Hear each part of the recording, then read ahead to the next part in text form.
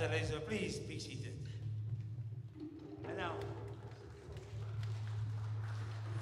we're gonna slow down the tempo and sing a well-known song for occasions like this, where we welcome you in Jesus' name. Woo. Again, congratulations on your achievements.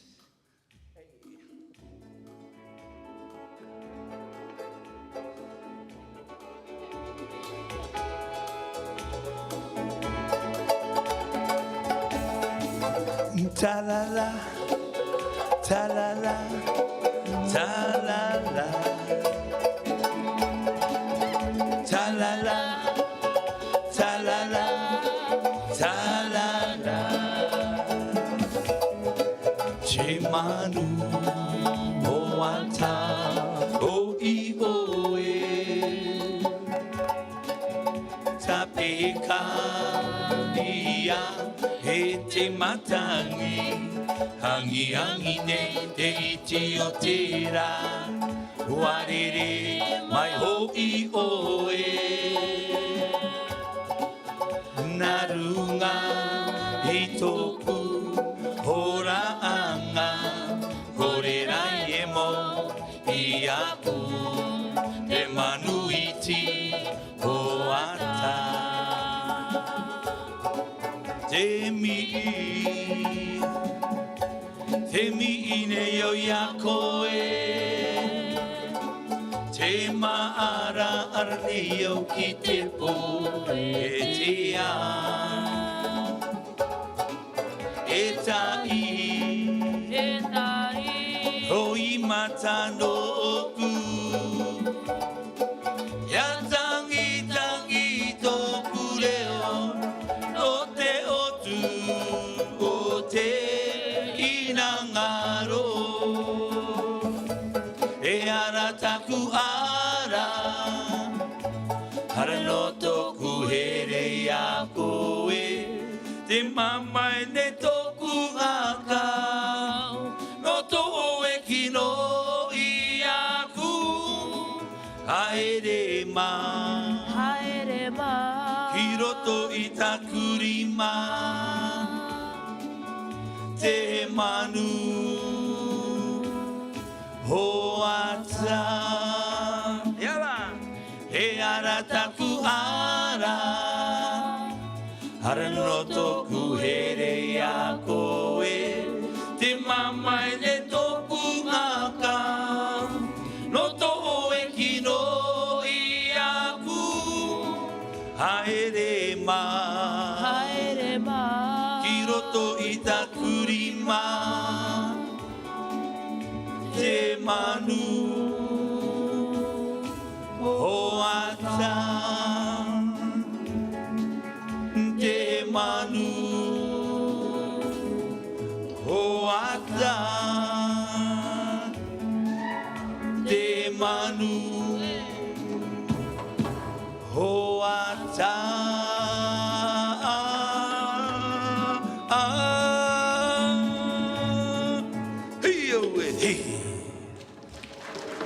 Ladies and gentlemen, the dance champion for 2021 Aito Dance Competition. And now, just to bring us to a finale, this one's dedicated to all the parents that actually supported. May God continue to bless us all now and forever. We call this the finale.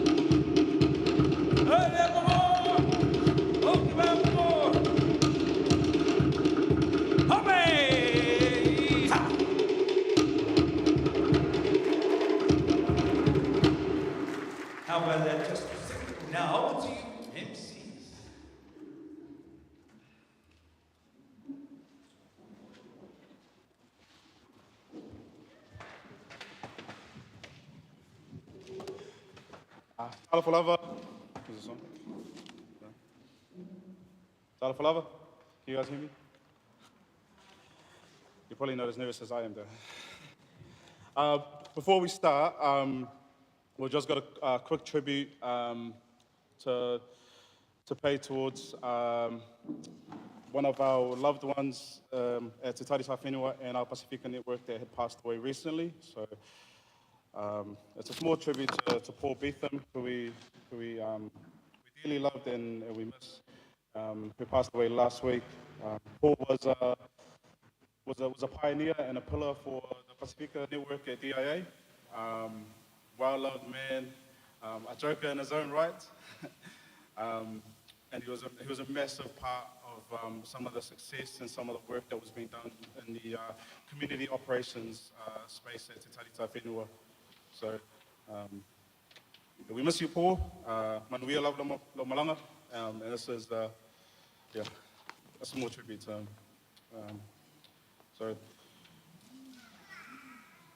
And then in our own Pacifica way, I'd like to invite up Rev Collins up to the stage, please.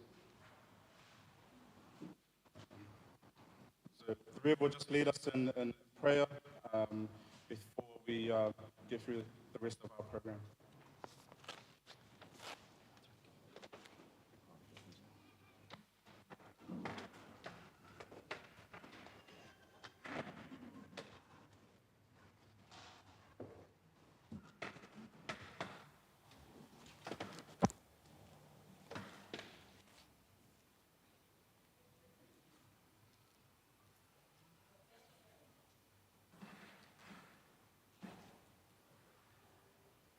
Greetings.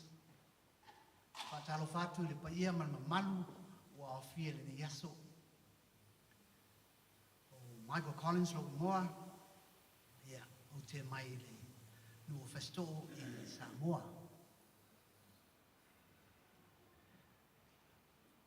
Before I read the program for today,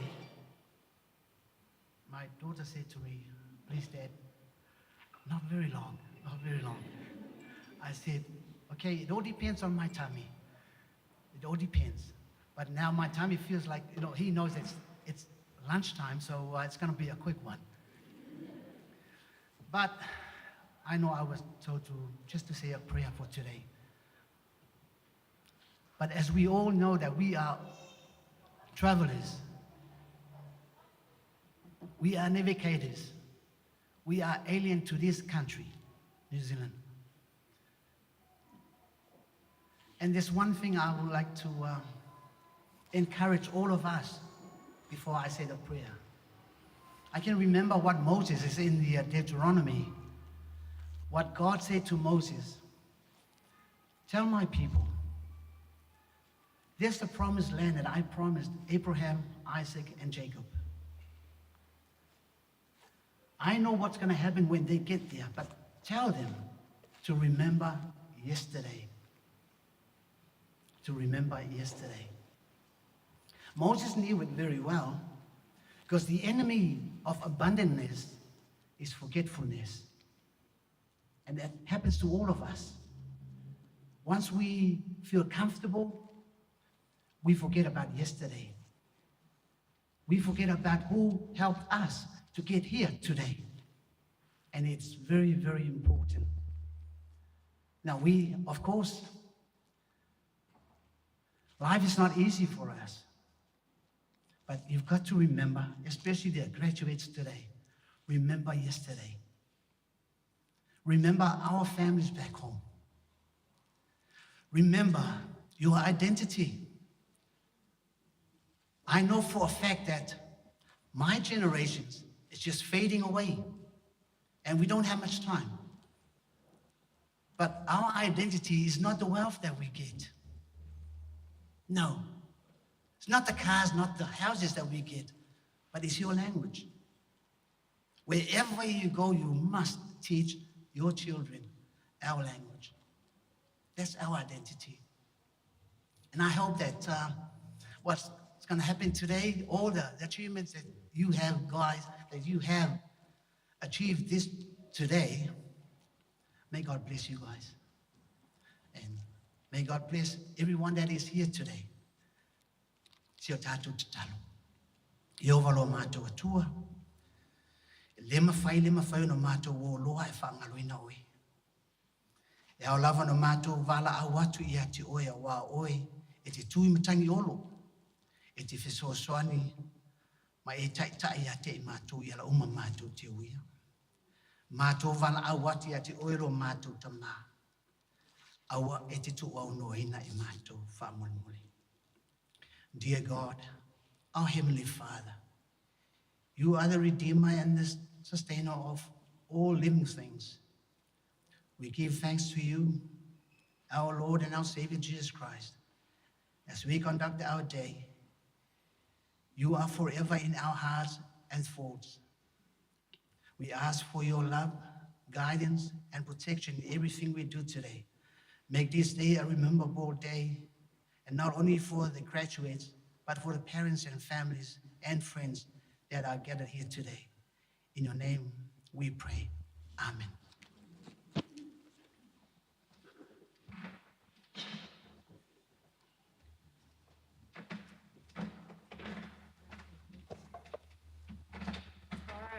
Welcome everybody. Good to see everyone's beautiful faces. There's a lot of colour in here. It's really encouraging. So, kia ora ana, tālofa, whakalofla iatu, maloli lei, nisa polivinaka, noa ia Māori, tēnā koutou katoa and greetings.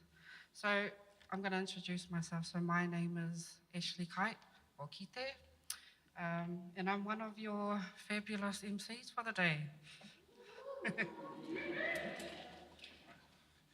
Tālofa lava, I'm James Mose, Samoan born, South Auckland raised, 685 to the world. Yeah, so if you guys noticed, Ashley and I are quite nervous about today. It's our first time sort of being in MCs. So if you got any feedback, keep it to yourself and take it home.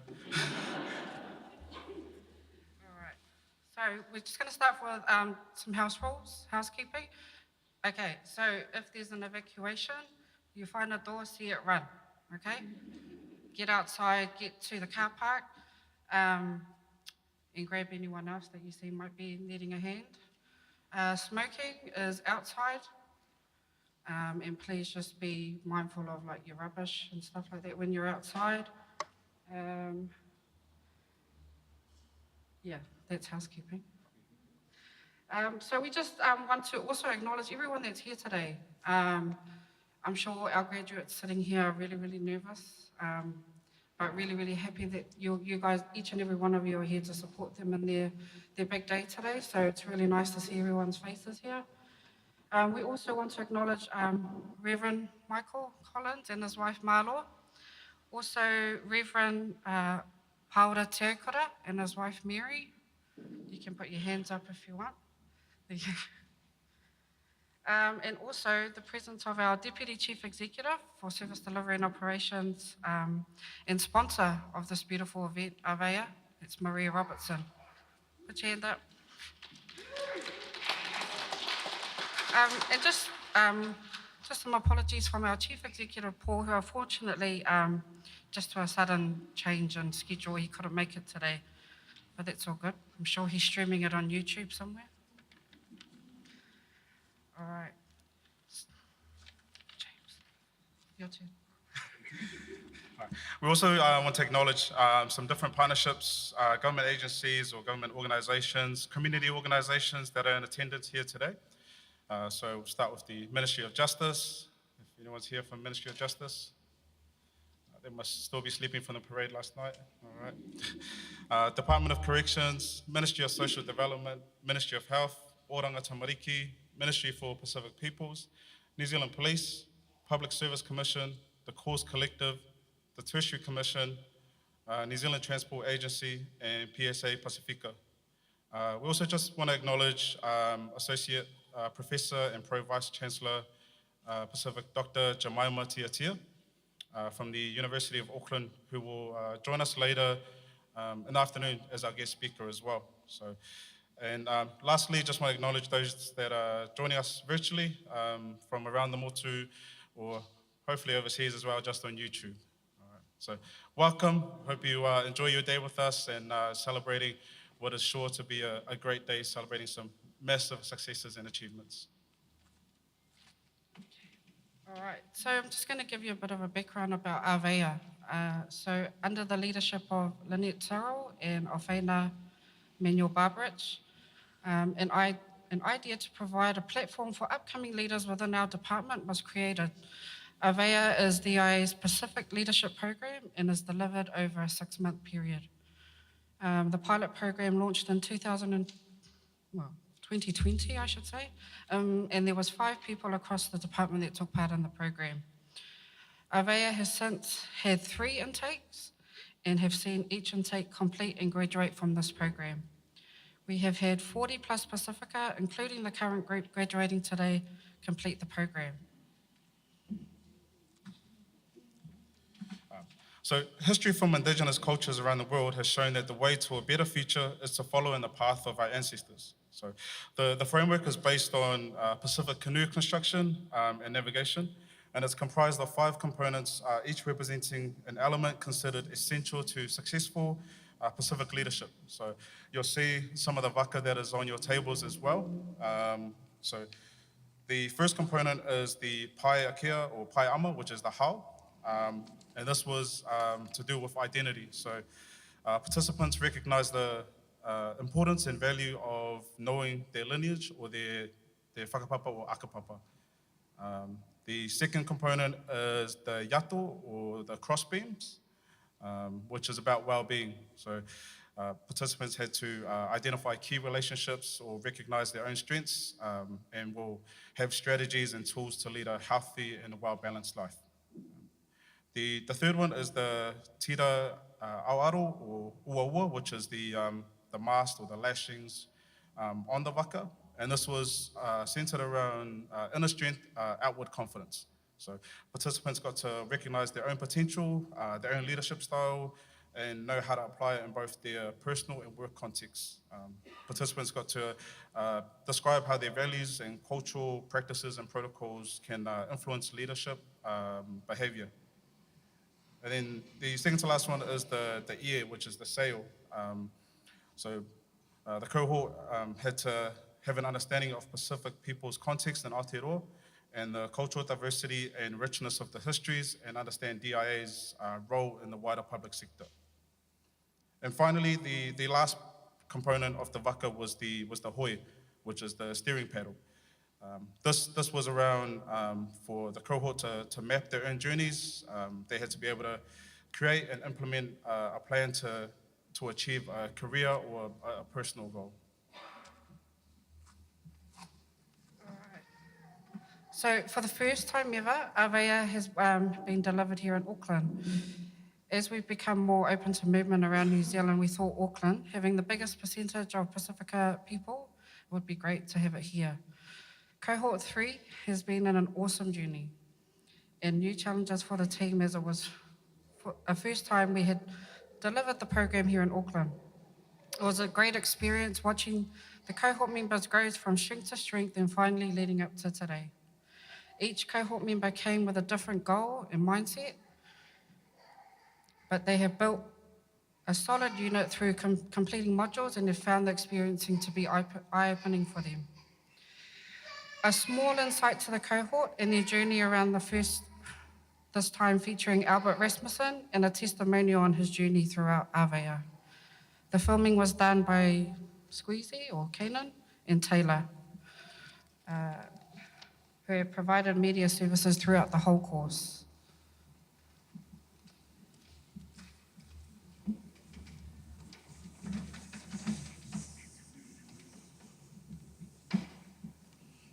Hello. Malo lava. Okay. Famamole Ongsa. May please just have patience with me while I just quickly get this amazing video up for you. And what a great video it is when it comes up. And it is so great that it is still coming. And it is still coming. And I'll just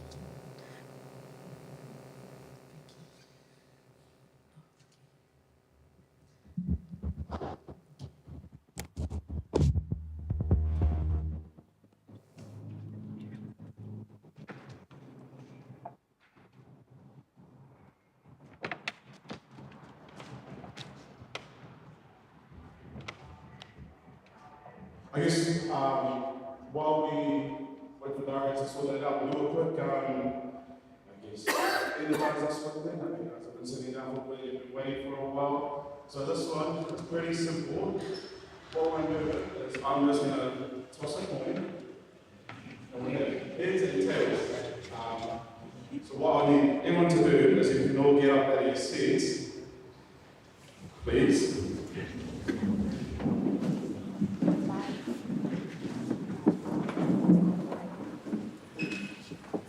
So before I toss the coin, you have to choose. So it's either you choose heads or tails. So heads is arms up, tails, hands on hips. Alright.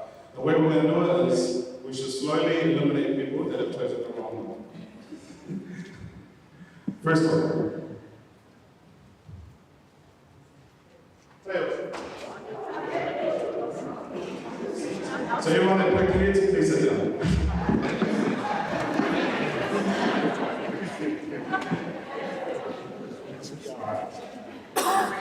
You have a chance to choose your next pose, or flick the key. Heads.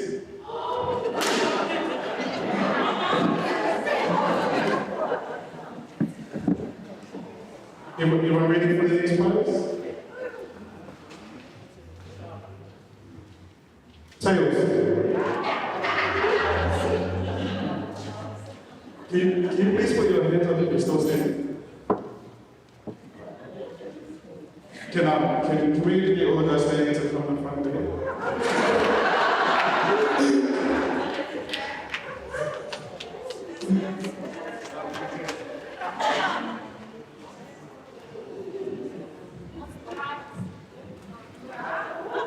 I think Chrissy's got a prize somewhere.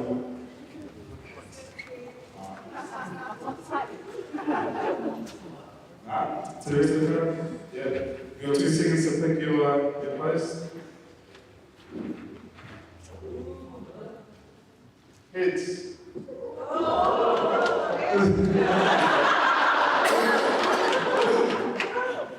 Alright, here we go. We've got Susan and Taylor. Pick your final pose. Well, yeah, it's just going to choose the same one. Right?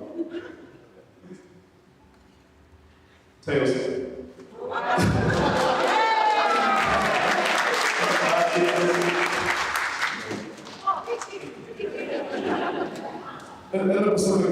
Fish is still very much a currency for us, so it's still much more value than money itself. So today we're going to get real fish, but Susan will get a chocolate one.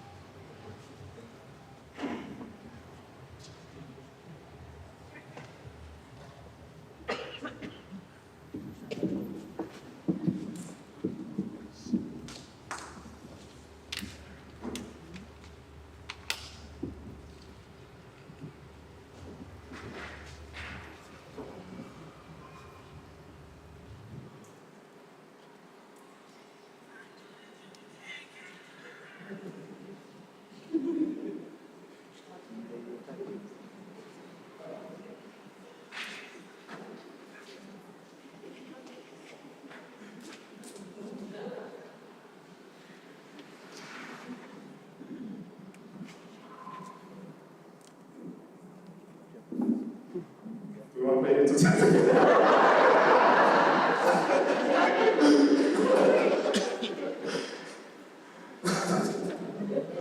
Actually, I was like, I know the tables have been all split into families and friends or work. So what we do is, those that have been to church will know this, is if we can all get up and say Talofa. So Talofa is a greeting in Samoan to say hello, but really Talofa is Ta'alofa, which is for me to give you my love or my care. So like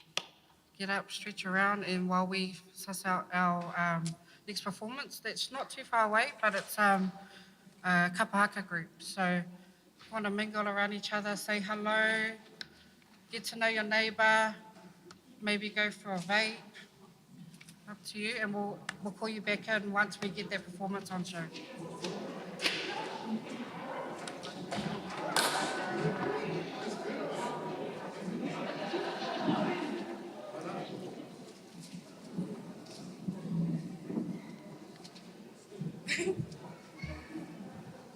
They're coming.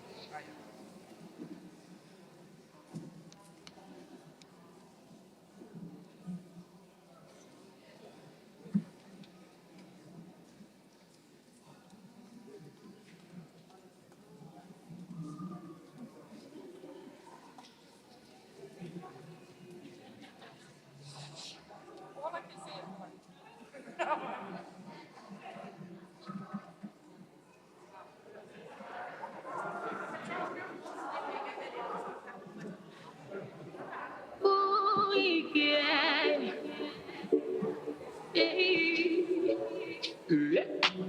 Adina, and they call me Eugene. Oh, yeah, yeah. You are the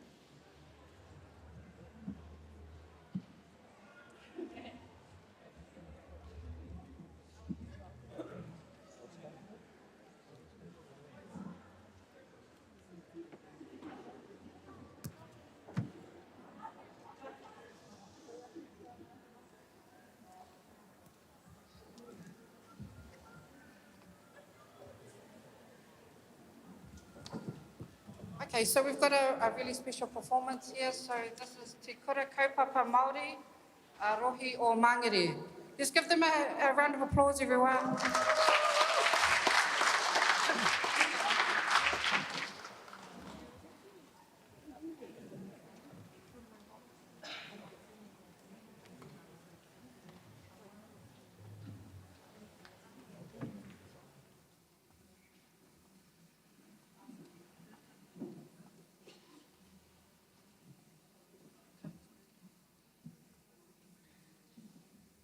I know.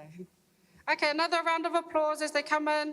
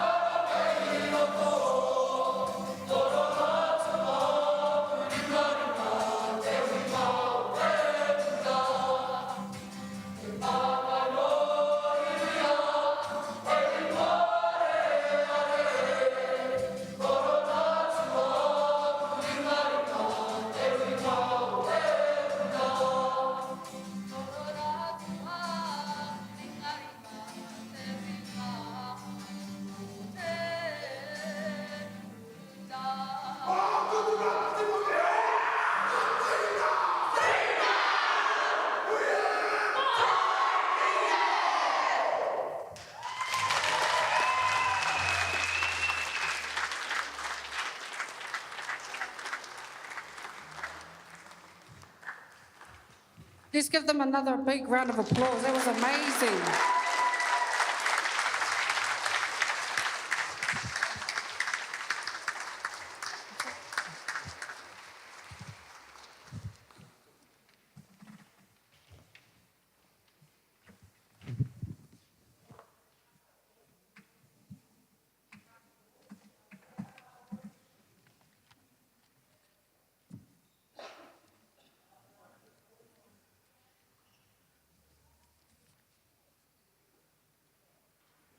Okay, what amazing talent. That was awesome.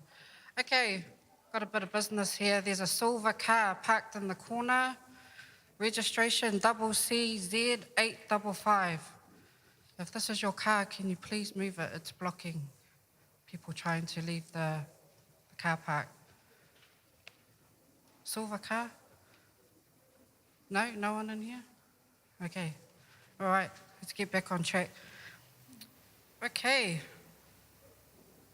It's the cohort's presentation time. So as part of today's graduation, our participants have been asked to present to you all a 15-minute presentation about their journey and experience with Avea. Each member has been tasked to present this in a manner that speaks to them, either that be a presentation, a dance, oratory, whatever special. They've got something special planned up for you. So the cohort came together and decided to do it in this particular order of their 3-star navigation group. So they were placed in their Avea journey, like our navigating ancestors who settled in the Pacific. And these groups were designed as a way to peer support for each cohort member to create safe spaces and connectiveness and support. So our first group today is Hokulea. So a bit of background on Hokulea. Hokulea is the Hawaiian name for the constellation known as Arcturus. Sorry, my English is not that good. It is the 3rd brightest star in the night sky and is the brightest in the northern celestial hemisphere. It is one of Hawaii's guiding stars in relation to voyaging and is also the name of one of its well-known waka. So there will be 5 speakers from Hokulea. Grace Tonu, Matt Moresi, Yakisha Annandale, Jacqueline Cocker, and Amelia Duiono. So, without further ado, I'm going to pass it on to our first speaker. Come on up, Ms. Rotuma.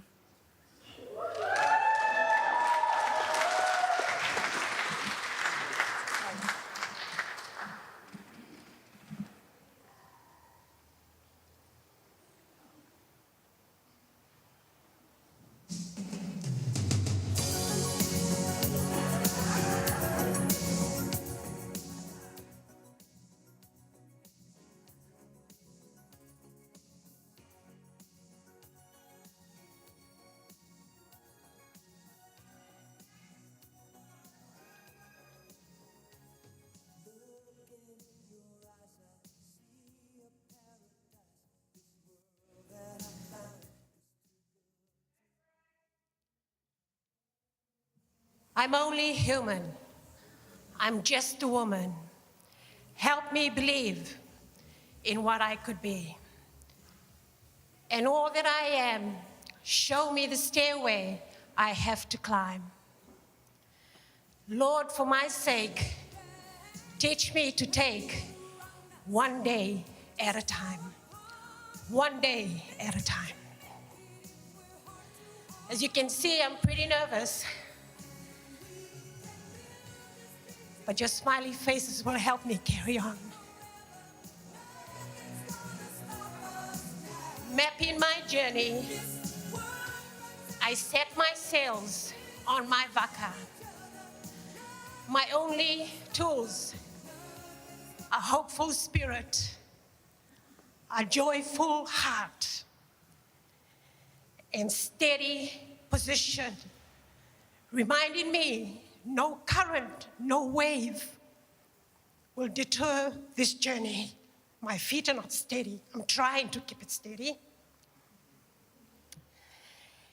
Greetings to everyone present here today and those who have tuned in on our social media platform, and also to those who are unable to be with us today, but whose thoughts are with us.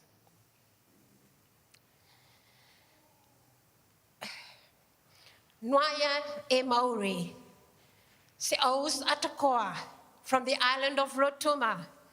My name is Grace Makrava Tonu. Auntie G to my colleagues, Nana to my 6 Mokopunas, amazing Mokopunas. Gracie, or crazy, sometimes I hear from my PI customers. And I always think, yes, they say Gracie, but I hear crazy. And amazing to those who meet me for the first time. I'm shy, I'm quiet, and I'm honored to be the youngest in the group to start this afternoon. Day 1, 6 months ago, Avia Cause, I had to introduce myself of my migration story. My migration story to my family here was different. My story was so different, it took me a while to think whether I should tell my story, as I was probably the second or third last that evening. Everyone's story connected. They came here through their parents, they came through family. I came alone. My vaka was empty. My vaka was lonely, almost adrift. And this was the place that I had to do it. Like Uncle Paulo said, one day, Mafatu, you'll have to tell your story. And this was the place I had to do it, my Avia journey.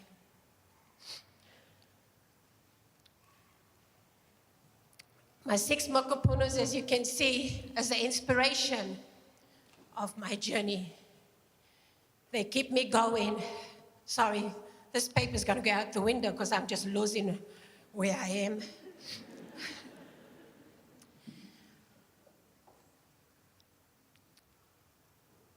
Tracking back, my whakapapa found me to be the great-granddaughter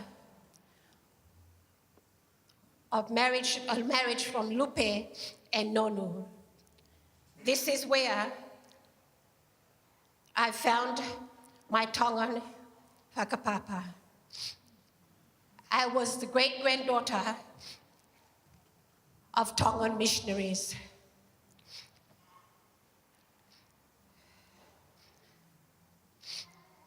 Sorry. All along I've been cheering for Fiji. The Bula and the Nwaya Maori, until I realized my magnetic connection to my Tongan sisters wasn't by accident. A lesson I learned from my identity was my faith. My faith was my foundation. My faith was my roots. And no matter wherever I roamed, I found myself returning to my faith to hold on.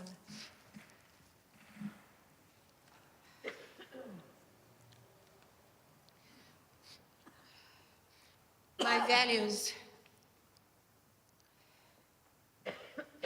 The importance of values for me as I went through the journey was again different.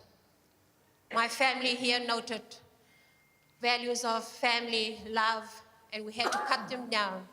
Mine came from love, respect was my top value. Love and money.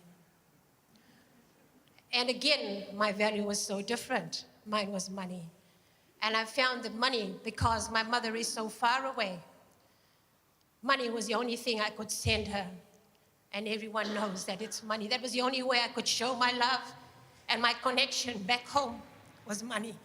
And money, people say, is not a good value.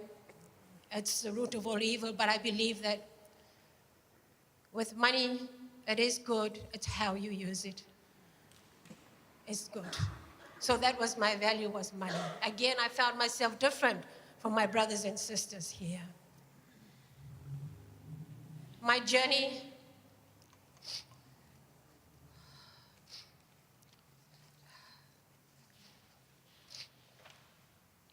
the steering paddles I had held for a while. They were in my hands. I was a paddler. I kept changing seats in my vaka. I wasn't paddling. Avia taught me, reminded me that I am the owner of the paddler. I was to paddle because that's why the paddles were placed in my hand. I believe I took the paddles and steered exactly to my destination. From here, one of these goals that I managed to achieve was to become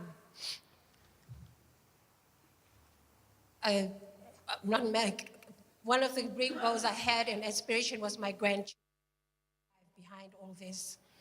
That someday I can tell my grandkids that it's never too late to start anything or have a goal.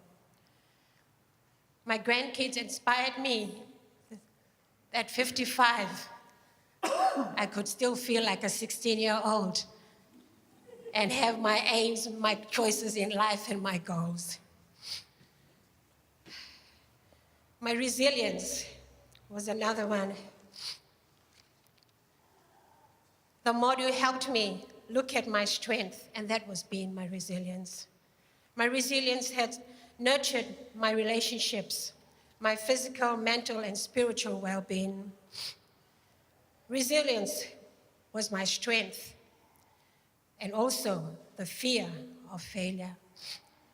The journey and life's journey change caused so many times enrolling into Avia with a heavy heart, bent but not broken, ruffled but undisturbed. My favorite part of Avia, my husband's supposed to be timing me that I'm supposed to do only 6 minutes, was my vaka.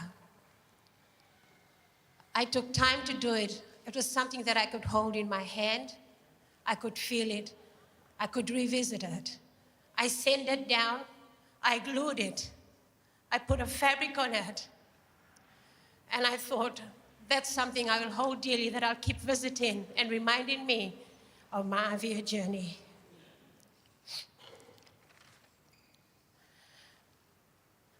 The leadership program, I Live With You. Leaders become great, not because of their power, but because of their power to empower others. And those are my goals. And thank you everyone for being here today. And I'll hand it over to the most trusted family member who's next. Crazy.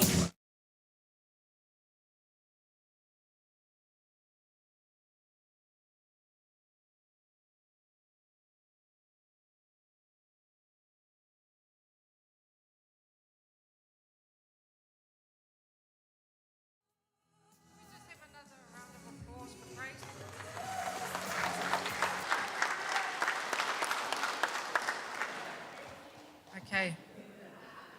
Next up, Mr. Matt Morrissey.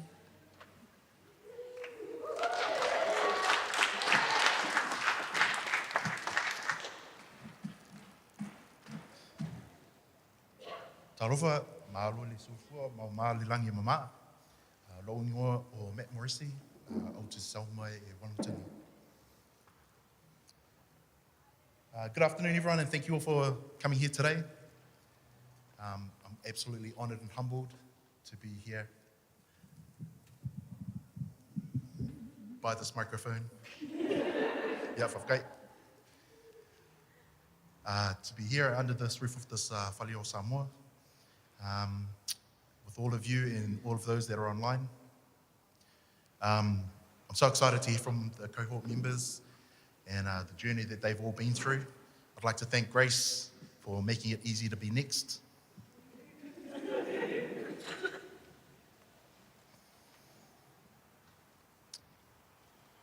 I've had such a good experience on this program, learning from the facilitators, the guest speakers, the presenters. I enjoyed growing and developing alongside the other cohort members, and I want to thank the cohort members for allowing me to share my journey with you all and feeling really, really safe. Shake your head. I'm extremely impressed with all of the cohort members and how far they've come, and I'm really excited for them to share their stories and their experiences with you all as well. So why am I standing here today? Now that I'm looking out at all you guys, I'm wondering that myself. Last year, I went to the previous cohort's graduation, and just like you guys, I was sitting in the crowd there. As my wife pointed out, she said, "Hey, there's a Palangi guy right there. You should have chosen someone browner."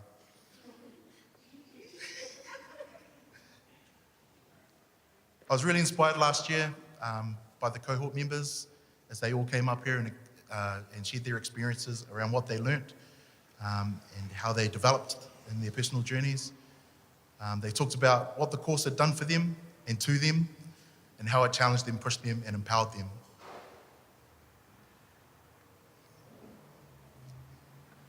So by the end of the graduation, I was already sold, so I was in. I was sitting by my manager, and I'd been saying to her the whole time, I really want to do this.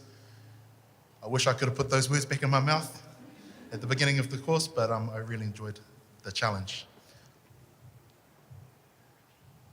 I got from the previous cohort members all the excitement and the growth and the energy from the course that they had received.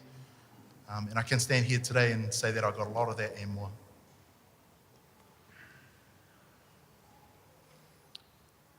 Like some of you, this is not my happy place standing here in front of a group of people talking, but I wanted to be a part of this course and fully embrace what it entailed. So that included getting pushed out of my comfort zone and doing things like this, and I welcome this challenge. One of the modules in this course was to do with identity. Pai ama, pai akea, this module really impacted me, as identity was something that I really struggled for with years. So who am I? I'm a proud New Zealander and a proud Samoan. I was born, raised, schooled, and live and work in Wellington.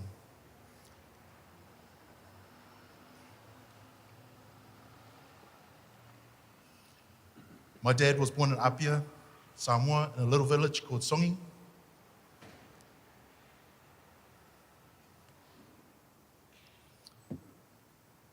My grandfather was a reverend and a minister of the church in Songi. My dad's mother was also a missionary, and together they had 13 kids.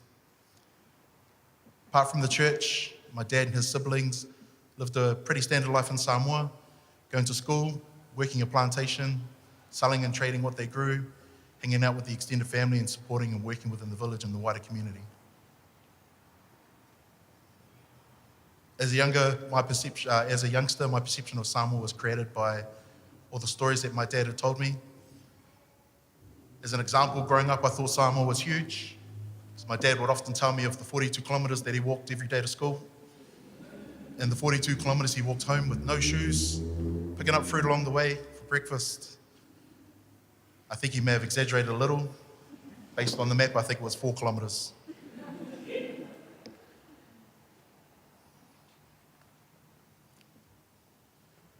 My mother was born and raised in Wellington, and she was one of 3. She had 2 older brothers. They had a typical New Zealand upbringing of that time. Both parents worked, and the kids went to school and played sport.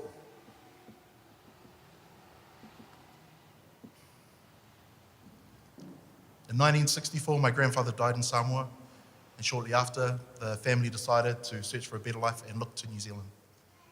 My dad, his older brother, and sister came back to New Zealand to work, sending money home to support the family and saving to bring them all to New Zealand, which they managed to do.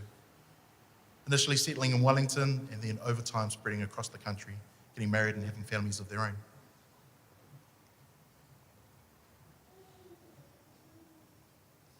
My dad was a musician and would travel around New Zealand performing in bands. And while performing in Wellington, he met my mum. Eventually, they got married and settled down in Wellington, having 2 kids, my little sister and me. Now, everyone always goes, what happened? And I think that's a really unfair statement, so don't anyone say that. When my dad came to New Zealand, he never planned on going back to Samoa. His goal was to bring his mum and the siblings to New Zealand. So when my sister and I were born, he focused on continually trying to establish our family in New Zealand, and he didn't see any value on passing on the language or the culture. So we weren't exposed to that as kids. However, my connection to my culture has always been strong, and the desire to know more about it has been there as long as I can remember, to the point where he used to get really angry all the time when I said to him, teach me Samoan. And then he would teach me 2 words, I'd say them wrong, and he would laugh at me.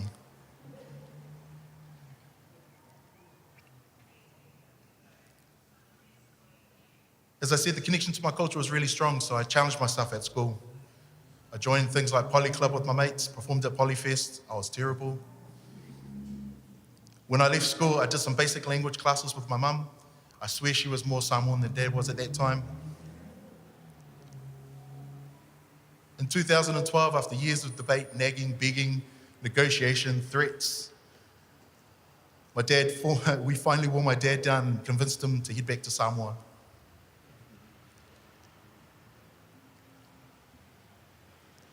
It was the first time my dad had returned to Samoa since leaving in the 60s.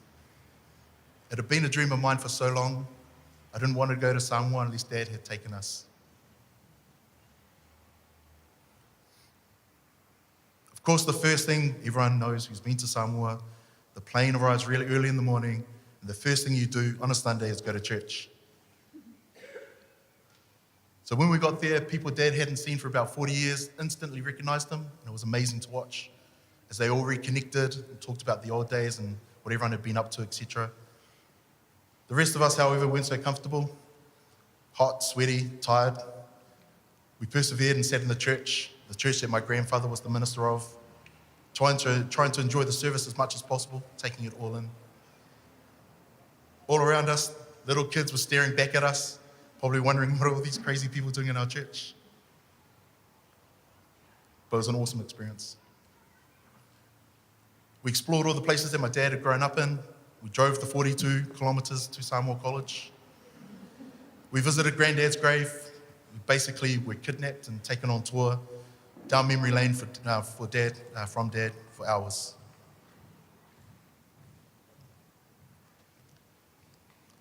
While we were there, we were honored to be able to spend time with the head of state and his lovely wife.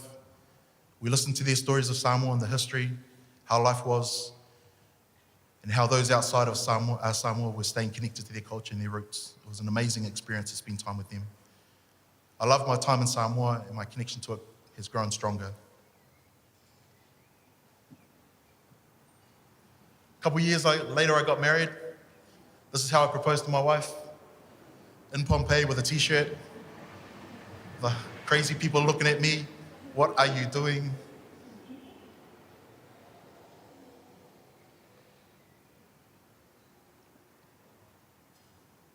Shortly after we started our family, this little blue-eyed blonde Samoan, now I had a bigger reason to continue my journey learning about my culture. My concern was that the culture would die with me. My son would never know where he came from. So I had a chance to start over as well. I learned basic Samoan colors, language, colors, body parts, phrases. He had no idea he was being taught by a beginner. Then I had to step it up. So I participated in as many courses as I possibly could, doing Anganu'ufa Samoa 101 classes. And through this course, I was honored to be bestowed my malufia.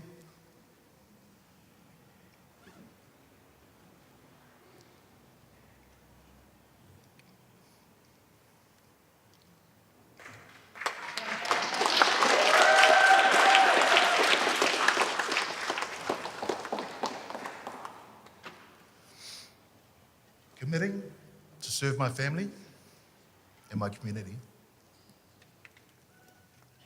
to continue to develop and learn my culture, I wear my malofia with pride.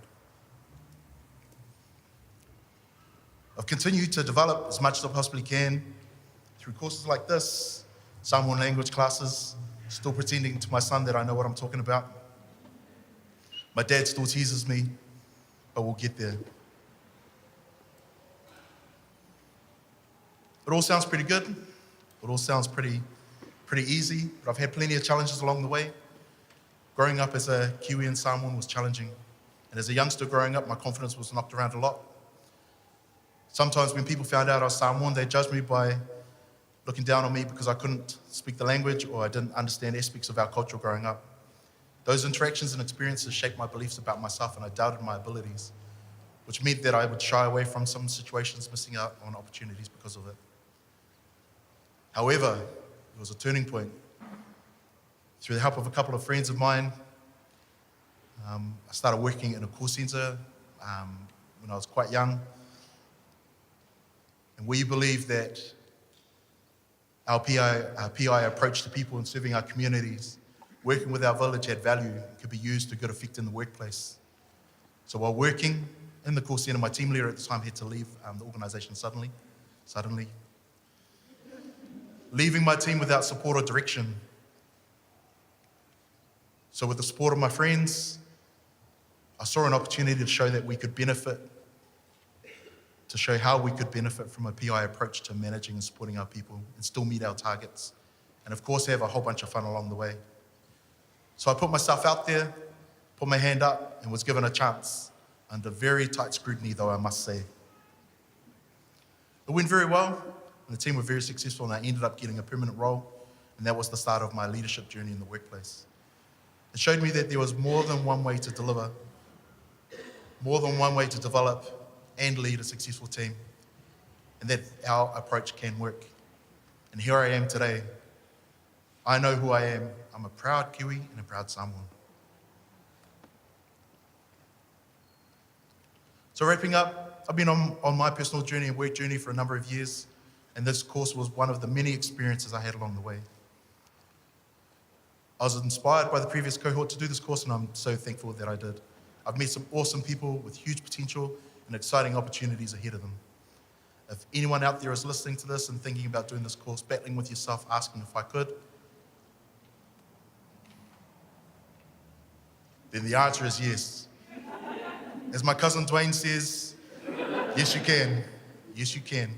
You will be challenged, and yes, you will be pushed out of your comfort zone, but it's worth it. I had so much fun, I learned so many things, and you will too. Thank you. Thank you very much.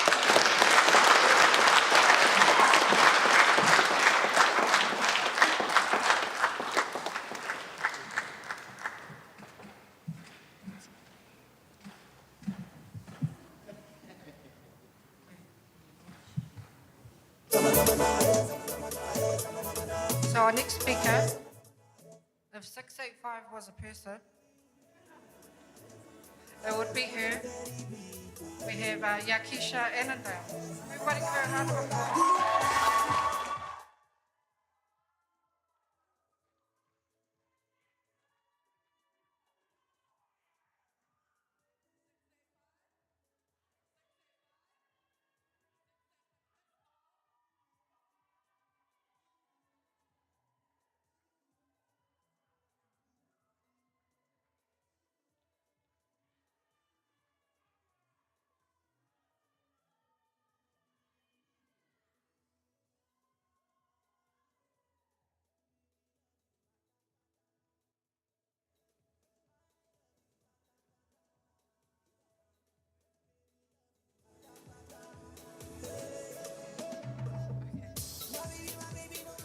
Testing, 685 for your speakers, 685 for your speakers.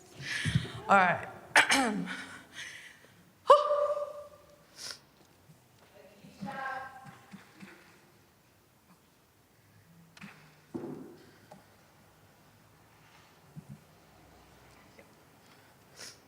All right. E mua mua ana o whaatalofa atu I le paia ma le mamalu o Awhia. Whaapea lo susunga I le whaawhiangainga ma lo whaletua. Ka apea ni sipule o matanga luenga ua poto mai le nei mauta. Ua ta oto le wheepo o na watau nuu manuia le nei wha moe moe.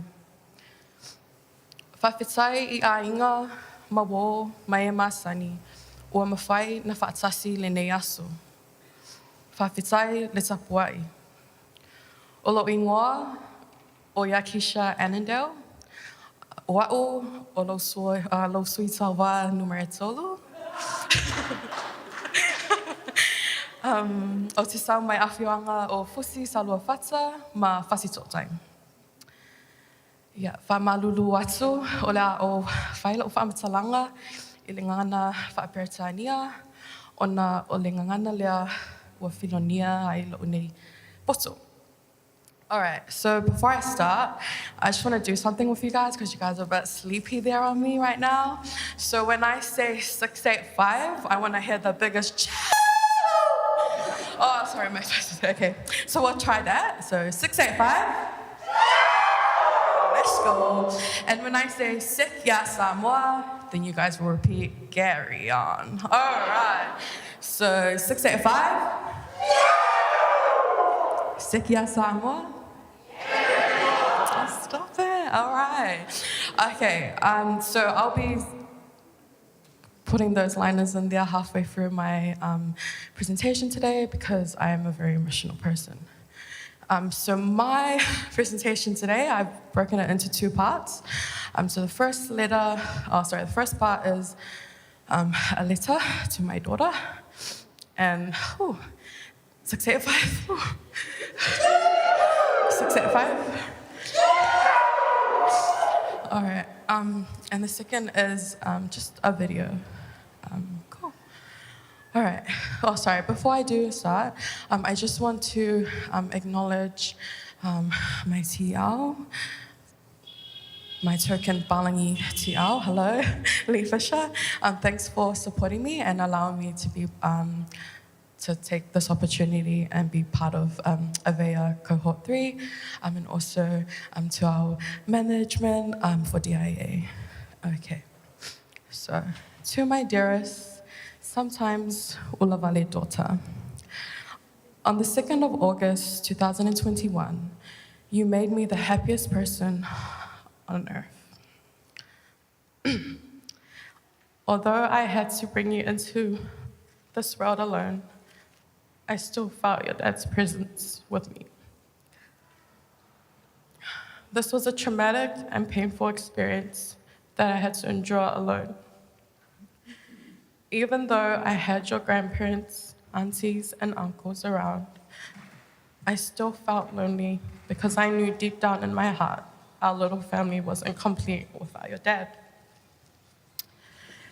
At 10 p.m. on the 1st of August, I felt myself giving up. I couldn't take the pain anymore, and you wouldn't let me rest. I remember my midwife asking me if I wanted to finally take the epidural. I said no. Not even after a breath later, I asked for the epidural. And then 2 epidurals later, I finally got my rest, and I was out like a light. Come midnight on the 2nd of August, 2021, I get woken up by the doctors advising me they were going to do a blood test procedure on the top of your head as you were losing fluid and your breathing was staggered. After the blood test procedure, the doctor said that they had to deliver you via an emergency C-section. And so we did, and at 1:46 a.m., you made your grand entrance. And me and your nanny were there to witness your first breath of air. The moment I laid my eyes on you, the pain was unmatched to the feeling I felt. Knowing that I was going to be responsible for a child who would grow up to call me mum. No other greater feeling. The day you were born was significant to my growth and development journey, as you gave me the motivation I needed to do better. I was at a point in my career where I dreaded coming into the office and doing the same work every day. 685. Sekia Samoa. Okay. Sorry, I'll repeat that. I was at a point in my career where I dreaded coming into the office and doing the same work every day because I knew I was worth so much more. I knew I owed this to myself to go out and be the greatest I could be. A wise man, Abraham H. Manslow, once said, "One can choose to go back towards safety or forward toward growth. Growth must be chosen again and again. Fear must be overcome again and again." For so long, I feared moving on from my SDNO role because I was scared to walk away from what I knew. I was too comfortable. I feared falling short, so I stayed. Now looking back, the lesson I learned is to pivot once I know I am comfortable. I will know I'm comfortable when a skill or task becomes effortless, and I will not have fear to take on a task. You have played a big part of my strength to persevere when the going gets tough, to stand tall and trust in God and His plans. Like Jeremiah chapter 29, verse 11. Says, "For I know the plans I have for you, declares the Lord, plans to prosper you and not to harm you, plans to give you hope and a future." I entered this course not knowing what I wanted from this, but today, as I stand before this big 685 crowd, no, I'm kidding, this big, diverse Pacific Ocean, I can confirm I wanted clarity on the direction my waka was heading. I can guarantee Avea supported this, and I will be forever grateful. During this course, my values were tested. However, the two that never failed to shine through in every module were family and love.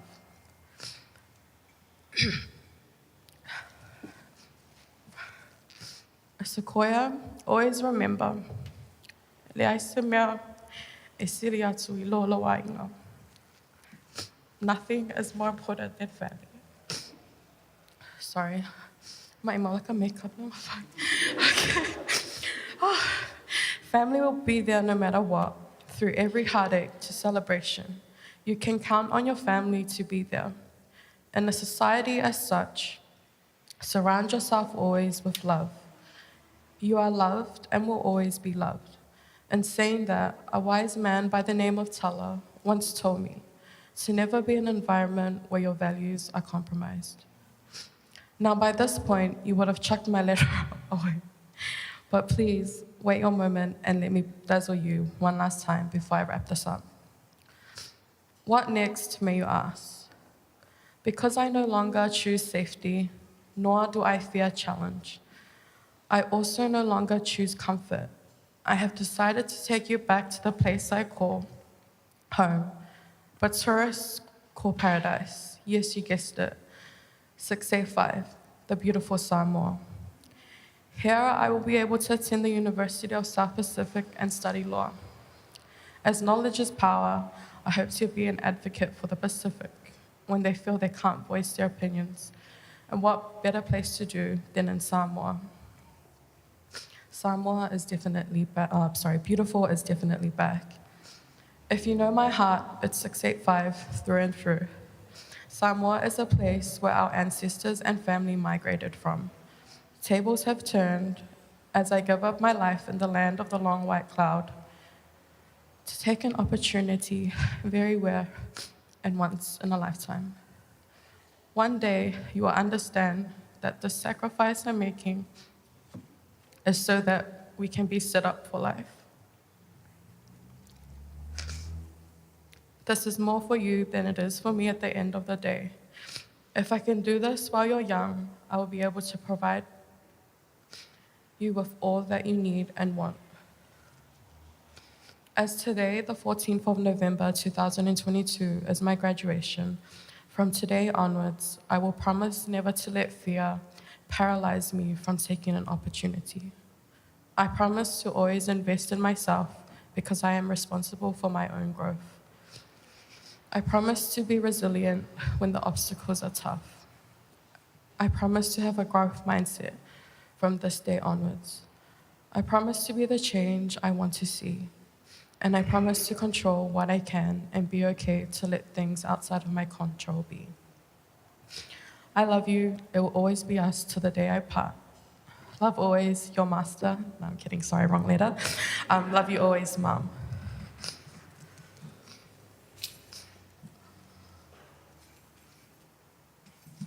And I've just got a short video that I will play.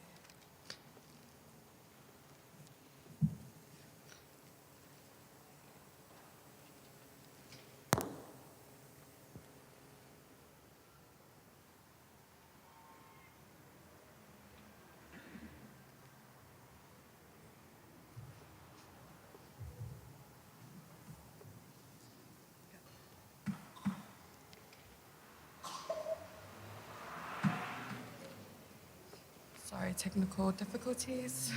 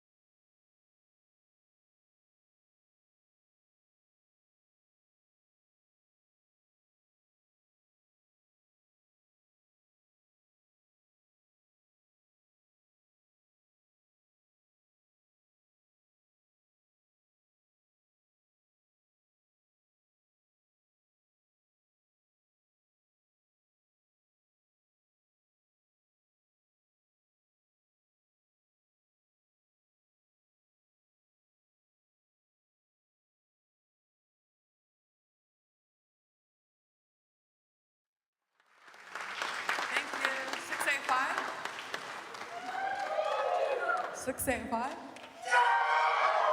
Let's go, thank you.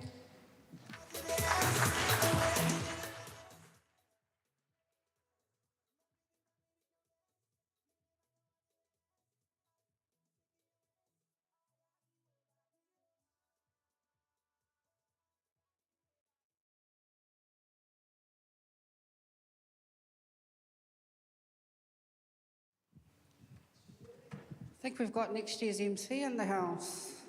Come back from Samoa. All right. We've got the lovely Jacqueline Cocker next. Or yours, sis.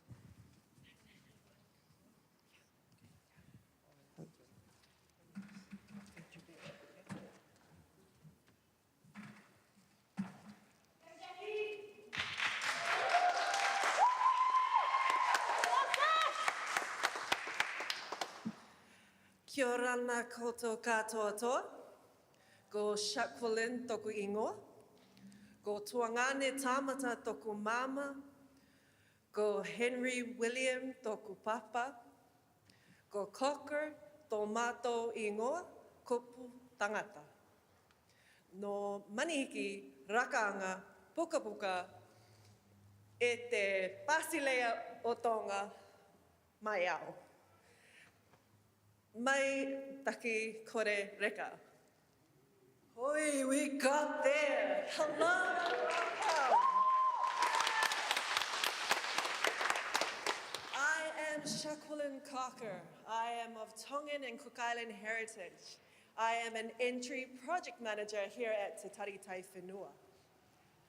Prior to this course, the idea of introducing myself in Kukiairani would never have crossed my mind. I didn't have the confidence, and I was worried all of you would judge me. However, as you've witnessed, that's no longer an issue. Hashtag growth. So as I talanoa with you through or about my journey, to make sure I don't lose any of you to the waters of boredom. When I say hashtag, you say growth. Hashtag growth! Hashtag growth! Hashtag growth! Okay, you're with me. That's good to know. That's good to know. Golly, my journey, where did it begin? It started with my curiosity.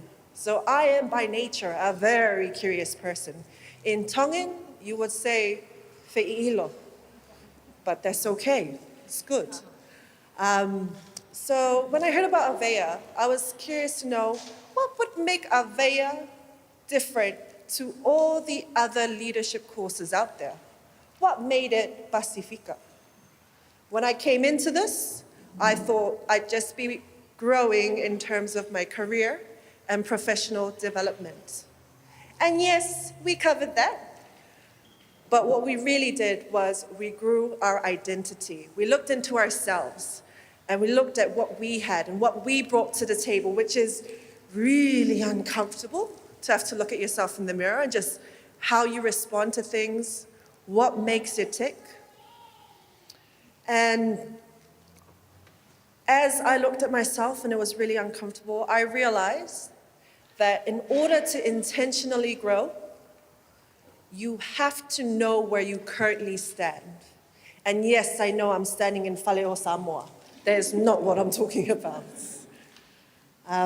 So as I looked at myself, I reflected on all the change that's happened during COVID-19. We've all had to navigate the change and uncertainty, losing jobs. Are we going to be financially stable? And it was really, really difficult that I realized I was burnt out. And so part of my healing is I've had to learn to be okay with not knowing. Being uncomfortable is okay. And this course asks you to find your why, because your why will give you the strength. For a lot of us, Pasi, we know our why. Our why is family. We know it because it's what we're raised to know. Family is the why. But what I learned was, I am the how. I am how I make it happen for my family. You are the how to making it happen for your families. And it really got me thinking about Pasi. So Pacifica culture, We always put our family first. Everything we do is for the family. If we succeed, the family succeeds.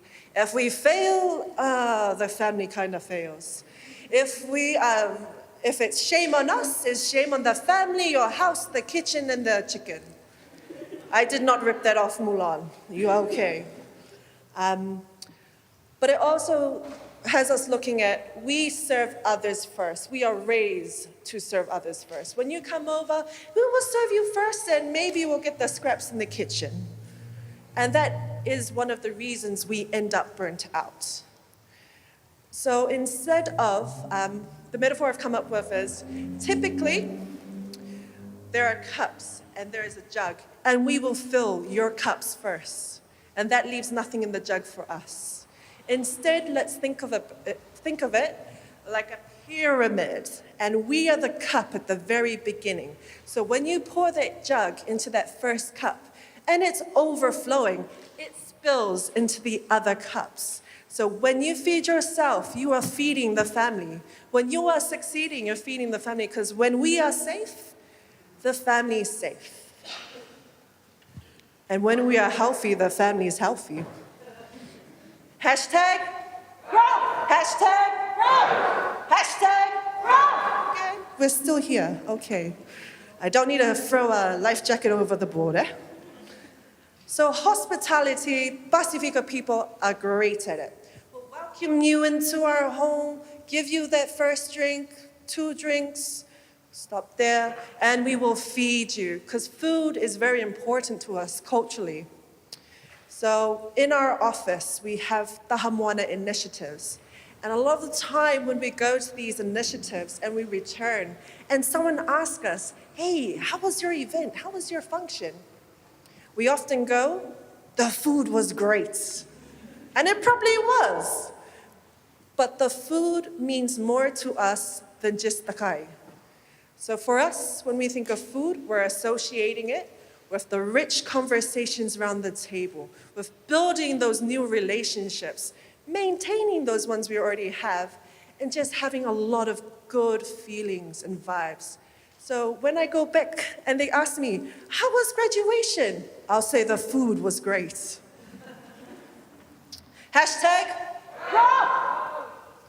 The other thing we're really good at is relationship building, healthy relationships, I hope.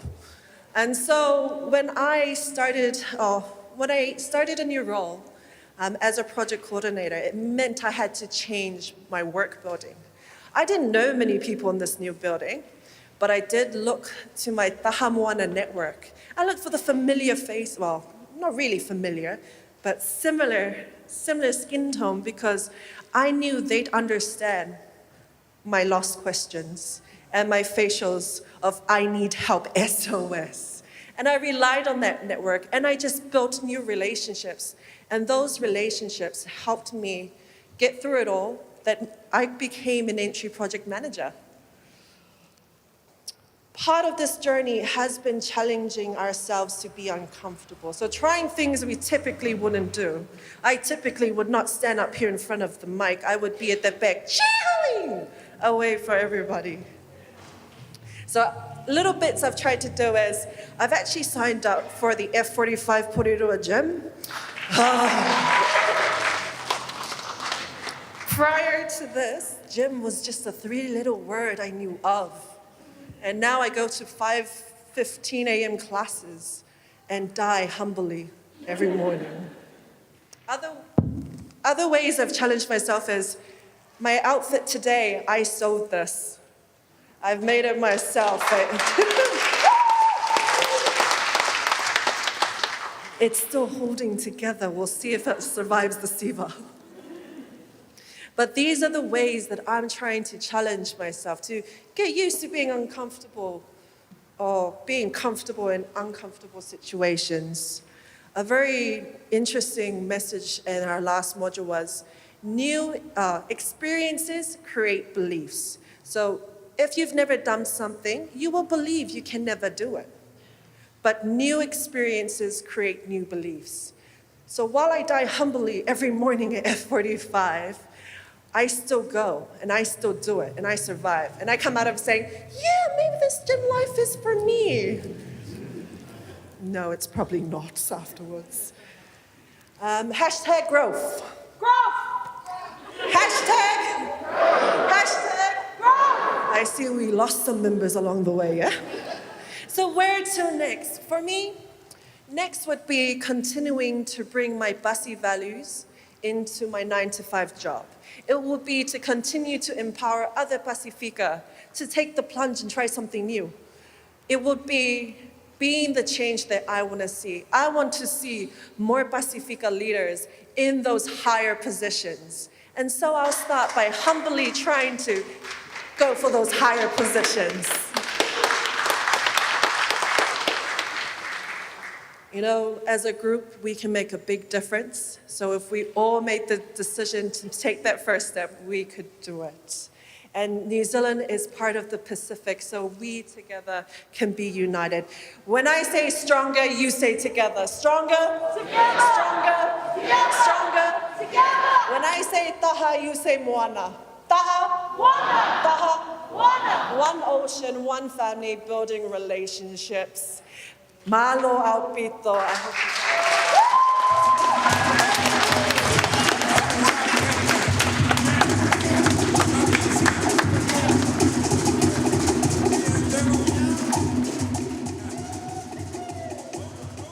That was your cue. That was your cue to do a bit of a hula for us. All right. So, last but definitely not least, from our Hokulea group, we have the lovely Amelia Tuiono.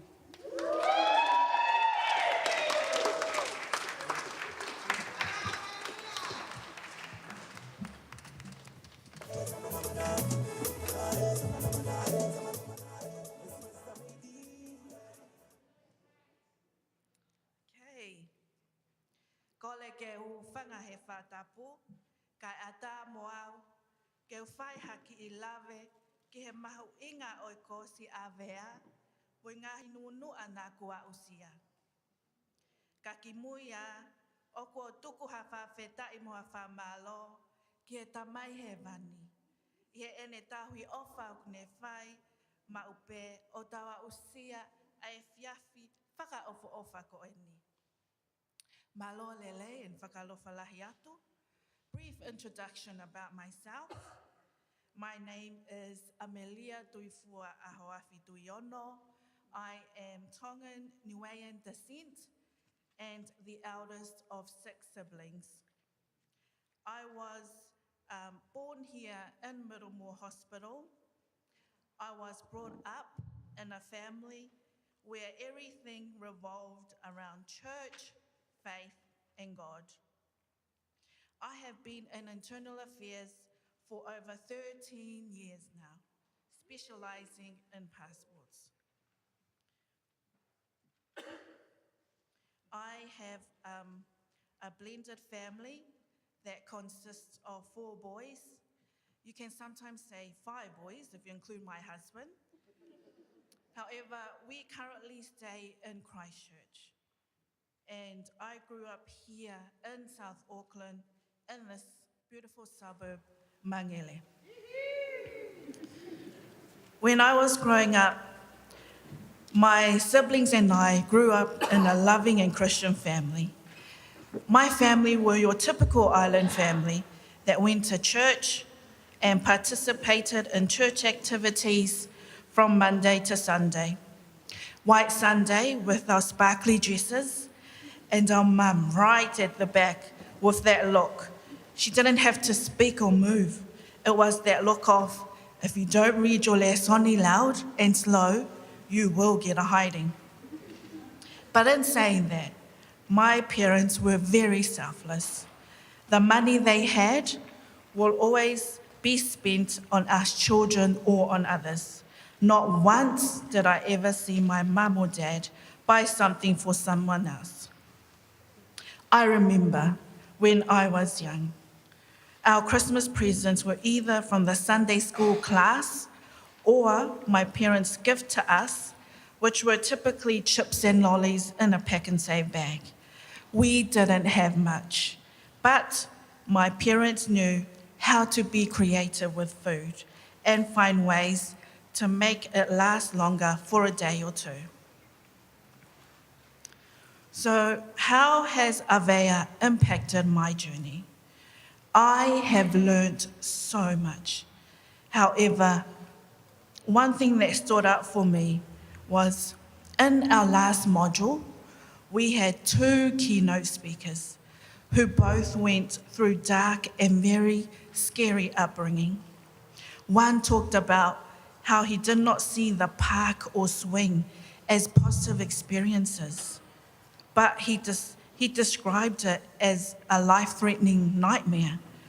The other speaker elaborated on how his relationship with his dad affected him to the core, that even now he's still trying to recover.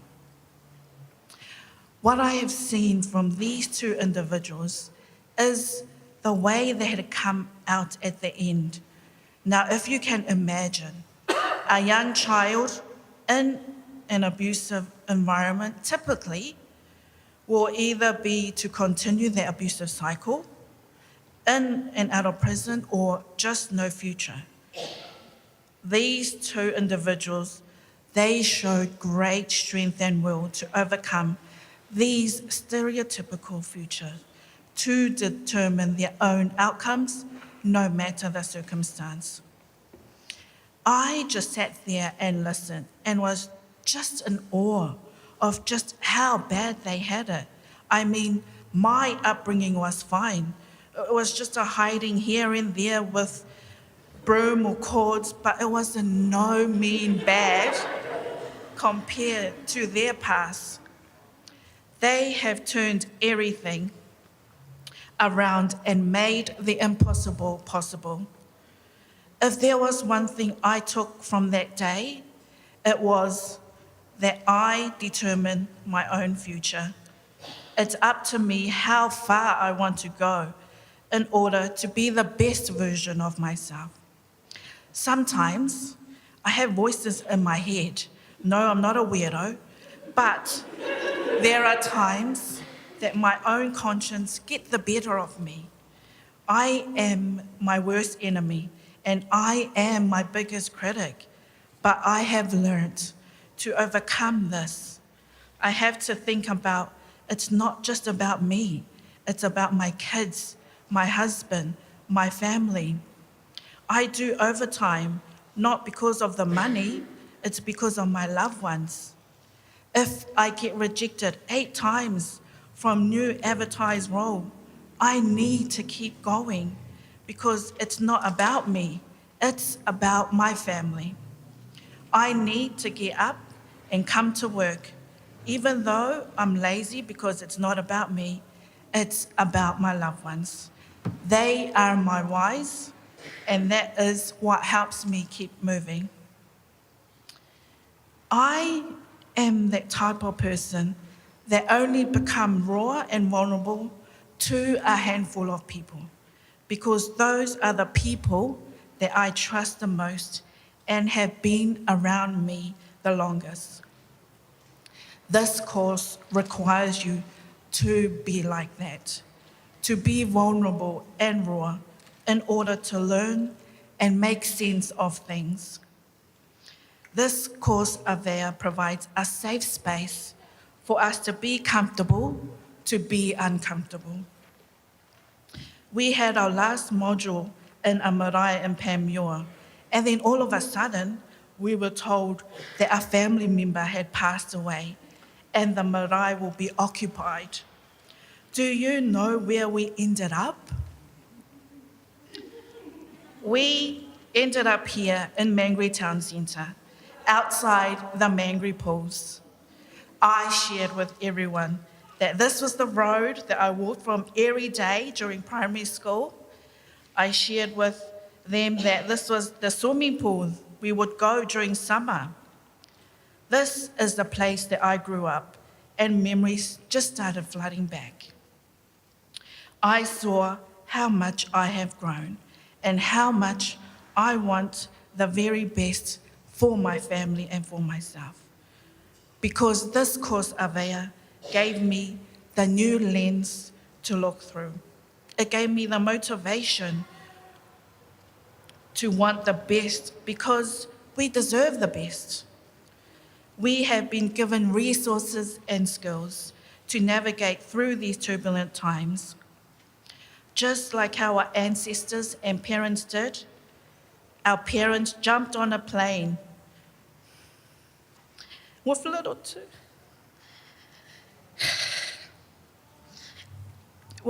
to no English, little to no money, little to no family members, little to no knowledge of how to get a job or survive in this foreign country. If our ancestors navigating using stars, winds, and currents, and our parents came here with little to nothing, then we need to acknowledge those efforts and strive for the best. Strive for happiness. Strive for life, your life, to be the best version of yourself. I am currently living in Christchurch with my little family. It's been 5 to 6 years now. In that time, we have managed to do so much. We have purchased our own house in 2019. We've also built a business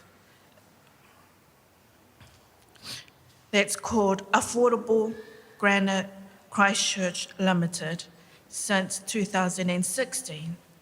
But most importantly, our spiritual families have grown so much while being here. I am here today with my parents, my sister, my husband, who have helped shape and mold me. Today, my ride or die peeps, there are others who could not be here but have also shaped my life, who are waiting eagerly and wondering why they weren't invited. I would recommend this course to anyone who is ready to take that next step to develop and wanting more for themselves. It makes you realize that it's not about the title of the role, but it's within yourself to develop that shift of mind, to adapt to these turbulent times, to provide the best for our families, friends, and community. Before I finish, there is one question I want to ask you. Where to next? I want to challenge this cohort to jump into the deep end and create those waves. So in the future, just like the waves, our jump actions will make a positive ripple effect and continue to do so. Thank you, and I love you all in the name of Jesus Christ. Amen.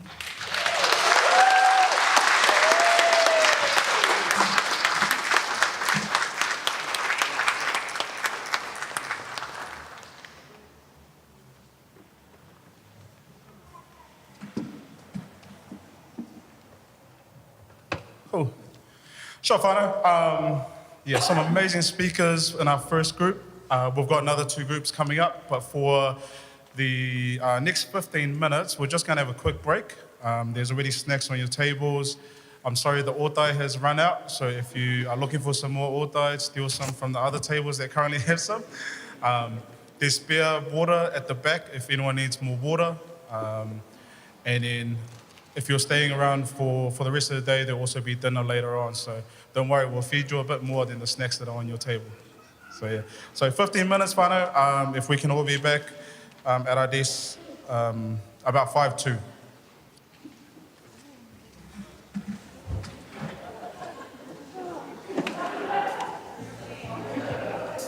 This just got to be the same.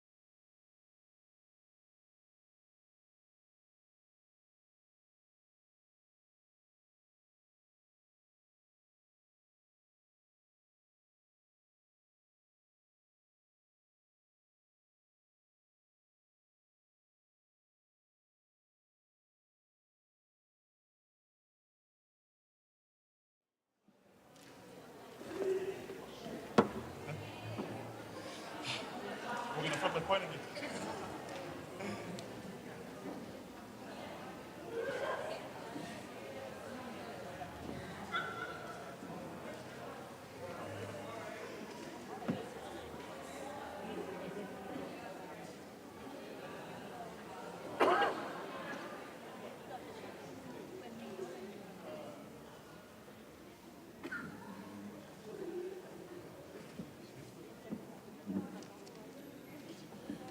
Thanks for everyone coming back on time. Hope everyone grabbed some snacks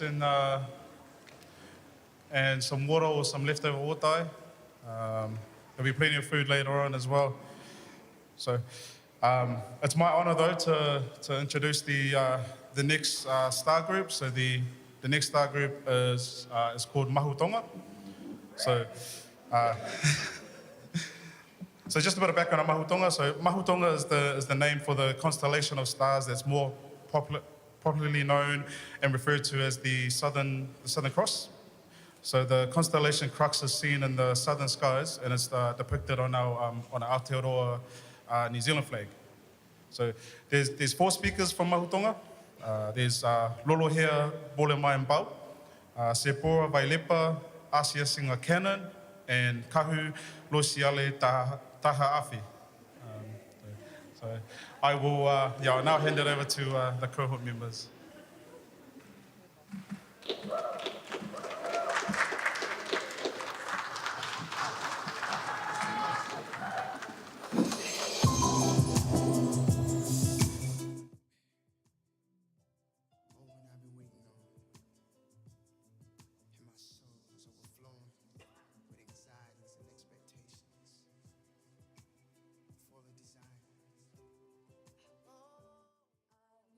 Mbuluvinaka, nai dhangu o Lolohea, o iau na ialewa ni Vanoso mai ngau, vasu I tawia mai ovalau.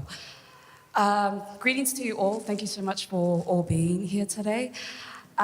With my Avea journey, I'll be using the Fijian traditional calendar, which is a lunar calendar that Fijians who lived along the coast used to follow before Christianity. The Fijian calendar will be a guide through my Avea journey, aligning certain tasks or aspects of the lunar month with what I got out of each module leading to today. So Voloi Luki Luki, July. Cold weather. Digging or luki luki and planting of yams is done by the end of the month. Harvesting of kumara has started. Signs of the time include flowering of moivi, drala, vasili, and vaivai ni vavalangi, signals to begin planting yams. When I think of luki luki, digging, in regards to Avea, I think of getting vulnerable at the first noho. I had to let go of my inhibitions to unearth thoughts and habits that had held me back from growing and pursuing new opportunities. Harvesting.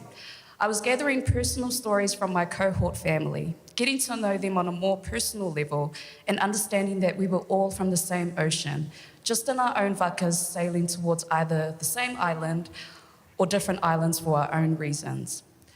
We also harvested information from our Pacific Ways at the Auckland Museum, being able to connect with our Pacific Ways through the different artifacts we were shown and stories we were told. My admiration for the ingenuity of our Pacific ancestors was overflowing. I was in awe of how they paved the way for us. It then made me reflect on how we as Pacific people can continue to deliver Pacific ingenuity in a working environment. And an example of this is Avea. Flowering. At this noho, this was the beginning of a personal awakening. I realized the butterflies I felt flapping wildly in the pit of my stomach was my body adjusting to the flowering of new dreams, goals, and opportunities I had conjured for myself. I didn't like the discomfort my body was signaling, but I knew it was a good sign that I was meant to be on this journey. Vula I Sinindrala, or Vule Kawakawa, August. Cool, unsteady weather brings the end of the major ndalo season. There is the flowering of the manu tree, the ndrala, and the kauriti. The mangrove, tiri, is fruiting, as is the vaivai ni vavalangi. The cool, unsteady weather is what I felt with Clean Session, the growth mindset program. It was confronting and left me feeling uneasy at times, especially with the unpacking of our beliefs and values. Although there were moments I felt unstable, questioning disempowering beliefs I had come to think were true, Colleen's cool, calming, and understanding approach to changing our mindset for the better felt very empowering. Fruiting. From Colleen's session, the seeds he had planted through his program started to bear fruit in regards to reflecting on my values and beliefs and making adjustments to empower myself. Vole Vava Kanda, September, month for staking out stick supports for yam vines, Navava Kanda, also called Vole Va Kandrenre, the month for sprouting of yams. There is the planting of ndalo and kawai, flowering of ndrala, buiniviti, mokosoi, and wandamu. There's also the fruiting of the kauningai tree. Staking out stick supports. This was the month where I really felt the love and support of the cohort family, losing my beloved auntie the night before our module in September. I'm not someone who likes to be vulnerable in front of others, but I felt safe to share my grief with cohort members who had become family to me. Sprouting. In Vole Vava Kanda, it was a bit of a blur for me. I really had to use what I had learned from Colleen's program and apply it into stressful situations involving dealing with the death of my beloved auntie, preparing for job interviews, and dealing with the never-ending increasing workload. This really helped in keeping me afloat and built on my resilience and confidence to keep pushing. Volu Mbalolo Lailai, October, planting of ndalo, kawai, and viakana. First appearance of the edible sea annelid balolo in some places. Maturity of breadfruit is also beginning. Kavika fruit is in harvest this month and the next. There's also the flowering of dainga, flowering of the mokosoi tree, so much used for its scent and beauty and personal decorations behind the ear and floral garlands. The scented misi misi is fruiting. The noble timber tree vesi is also fruiting. And the migratory bird Dilio arrives in Fiji.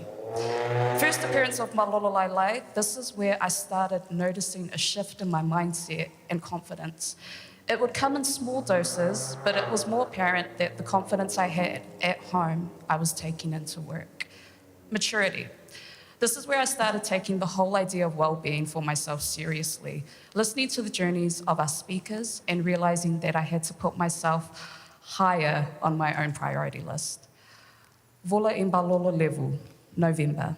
This is the month of the second larger appearance of Malolo at some shores. Major pineapple and mango season begins and kavika fruit is being harvested. It's also the beginning of the hurricane season. Long-distance sailing becomes risky due to storms. Second larger appearance of Balolo, I feel like my confidence has grown larger. The quiet confidence in the depths of the ocean is now appearing on the shore, ready to take on new challenges that lie ahead. As it's the beginning of the hurricane season, the parts I picked from each of the months of the Fijian calendar have equipped me and my waka for the journey ahead. I know from now I'll be entering the hurricane season because I don't know where I'm heading to next, now that the surveyor journey is over. I'm grateful though with what I've planted, dug up and harvested to take with me on my waka as I take a big risk to sail out into the unknown. Vinaka Vakiluvu.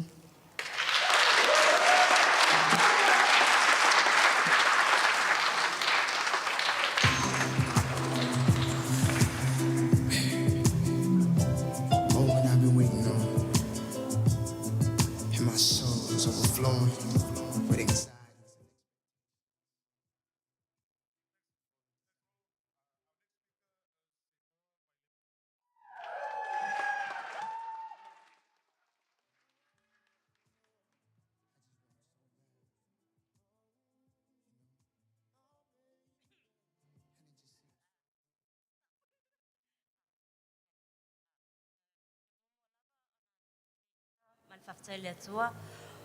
Ona lona lofa mana nang le o mawhai ai ona tātou potu mai ai le nei aso a wale nei wha moe moe. Lua o te whatalo whaatu I susunga whawhengainga mal lua whale tua.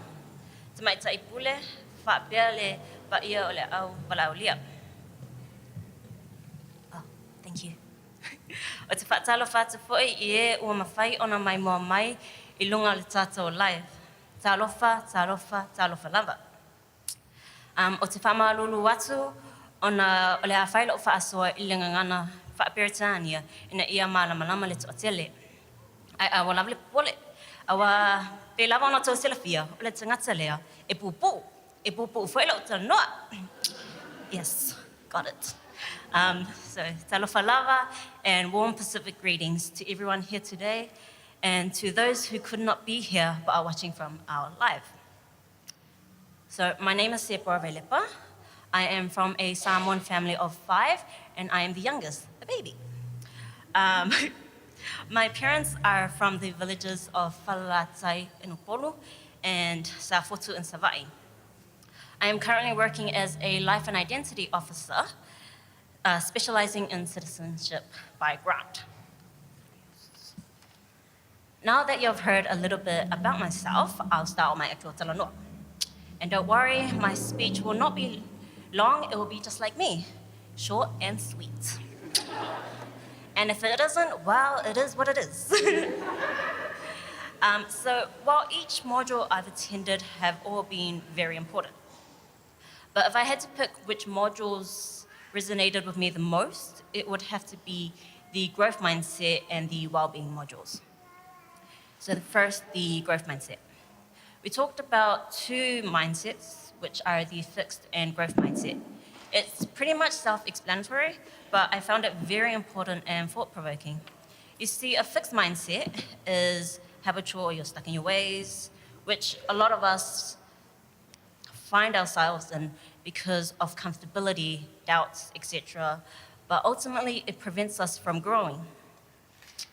The growth mindset is the belief that we can improve in our abilities.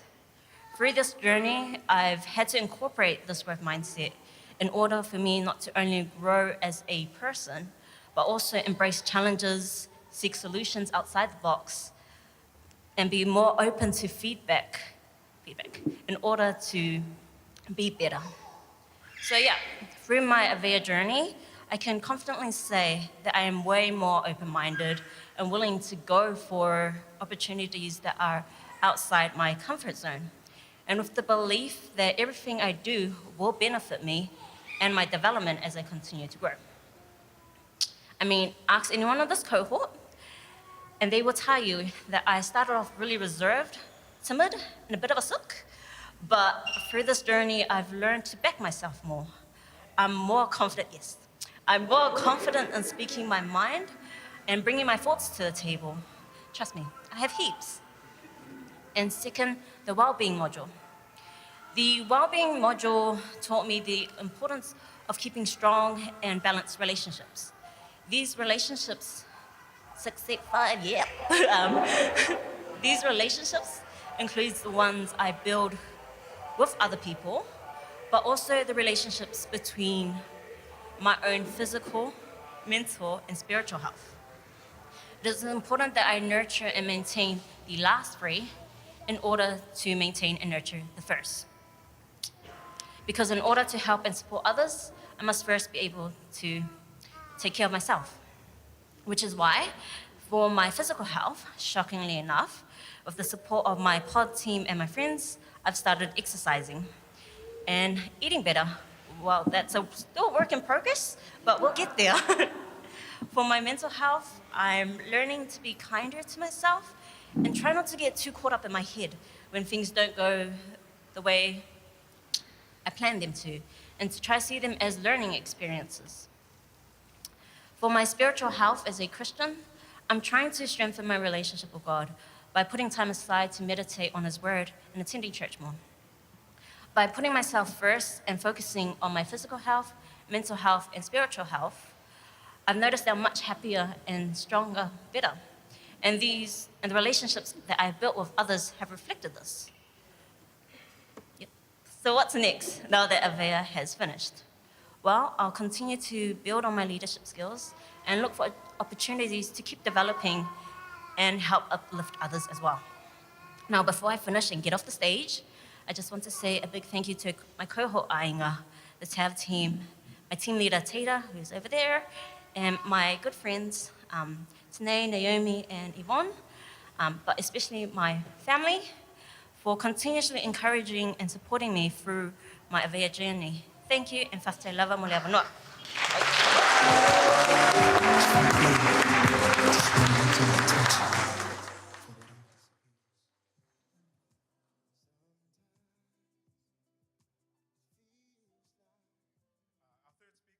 For Mahutonga is Asia singer Cannon.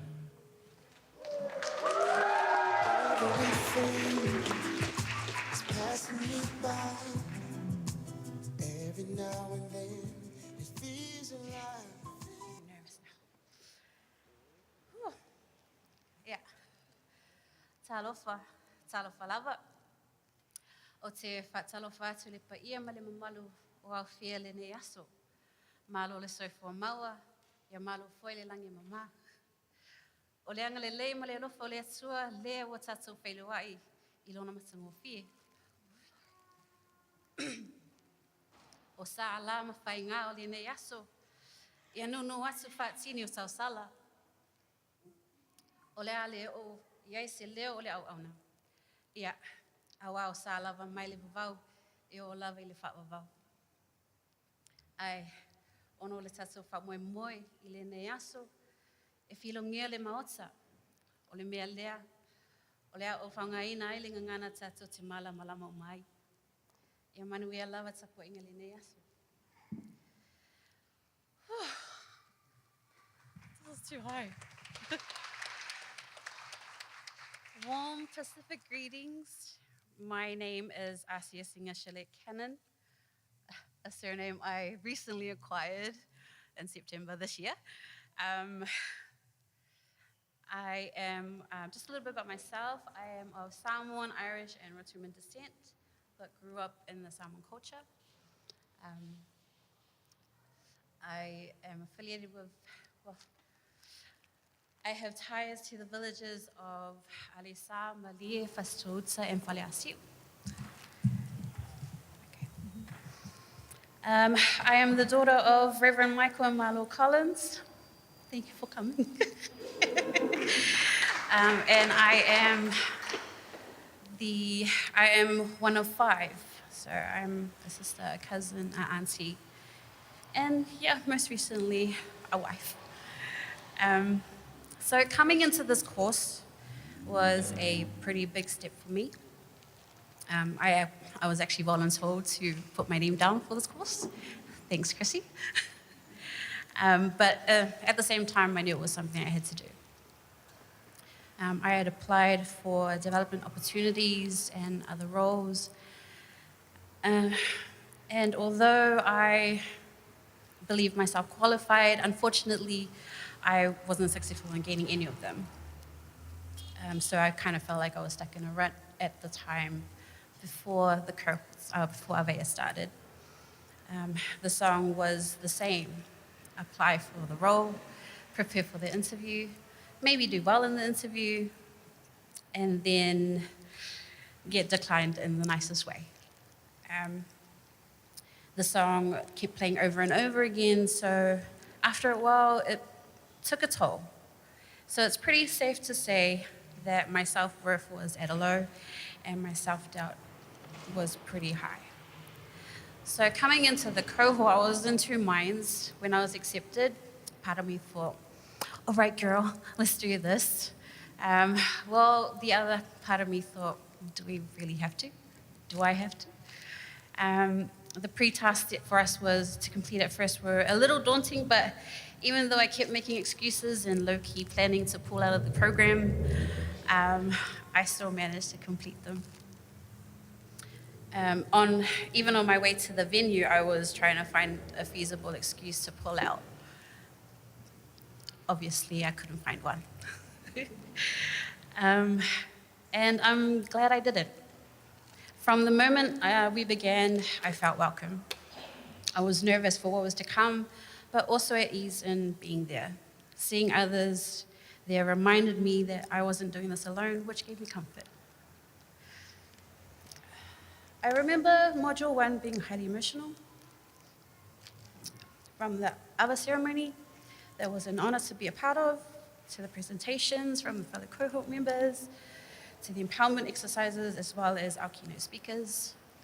Module 1 kind of kickstarted my journey by taking me back to the beginning and being okay with starting all over again. I felt safe in the space I was in, and for the first time in a while, I was okay being vulnerable. Module 2 kind of expanded my thinking. In the workshop with Colleen, we learned the differences between the fixed and the growth mindset, and in looking at the differences between the two, I kind of realized I had a growth mindset. I was thinking a lot that I was comfortable where I was. I didn't need to go any further, as opposed to I can learn more, I can apply for more, and I can be more. So the module itself kind of made me think deep, and I came away from that with a goal to try and have more of a growth mindset for myself. Our third module was probably the most fun for me. Am I allowed to say that? But we spent it at the Stardome and looking at the stars what our ancestors might have seen when they were navigating the seas was inspiring.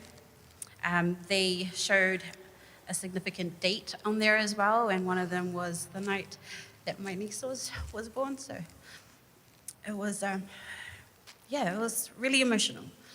Lucky for me, the room was pitch black, so no one could see my ugly crying. The last module brought a lot of nerves again, but unlike the first one, when we were asked to prepare presentations and stuff, I wasn't as nervous as I was on the first one. Hearing the keynote speakers on that module was inspiring in itself, to see how far they came despite adversity. That gave me the final nudge to pick up my own feet and start my journey. One thing I'll take from both of them is don't compromise your values. And your values, although fixed, can also be tweaked and altered as you go through life. And so, here we are, all done and dusted. Before I finish, I just want to take the time to thank our beautiful Te Arawaka team. Thank you for all that you've done. You've taken care of us so well through this program, and although you are in the background, your efforts to keep us engaged have not been unnoticed. Also to my new family, thank you, thank you, thank you. Words are not enough, and because I couldn't think of any, I can't say any. I'm sorry. And also to my family, thank you for loving me and supporting me. I love you back. So this journey for me has been one of renewal, empowerment, and my waka has finally left the shores and is ready to weather any storm that may come my way. My waka stays afloat because I'm not alone, and therefore I am not afraid. Thank you.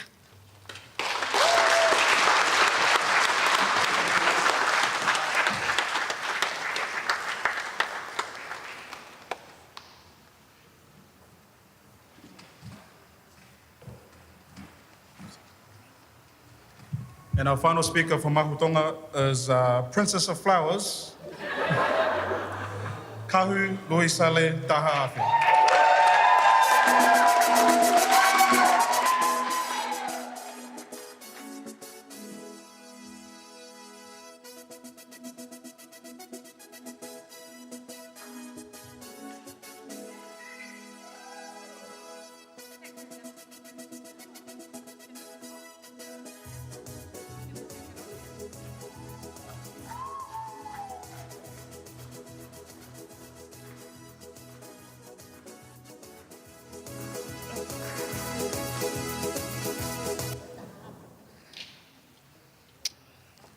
Malay. Tapu moia fio ai o tua mafi I ho tau loto lotonga. Tapu ki e whanau Moi whanga makapuna, ai ho eiki moi haa mata pule. Tapu ki he taki lotu, moi kau taki o e ofisi, whakaloto whanua o Aotearoa. Tapu ki he taha kotoa pe o ku mea i heni, ka ata mo whine motuani, ke whakahoko atu e ku wahe. Ko hoku hingoa, ko kahuanita Loisiale ta hawhe, pe wau lele mai me he huwhanga lupe mai ni, mo e haamonga ni toa. Ko takai whala ki tofoa haakame. Malo elele, what I briefly done in my mother tongue is acknowledging God and His presence with our cohort and everyone here today. And also acknowledge you all as special guests who are here today and organizations and faith leaders.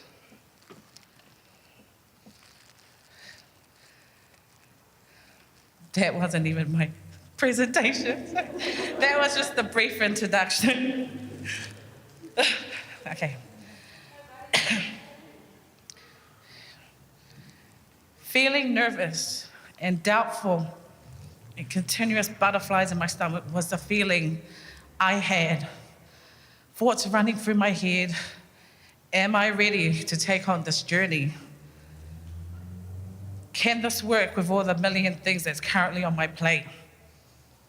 One thing I'm forever grateful is to the TAB team, who I was able to reach out to for guidance and support, which gave me the courage and will to finally making that decision to jumping on my waka that was awaiting for me to start my voyage on this Aveya journey.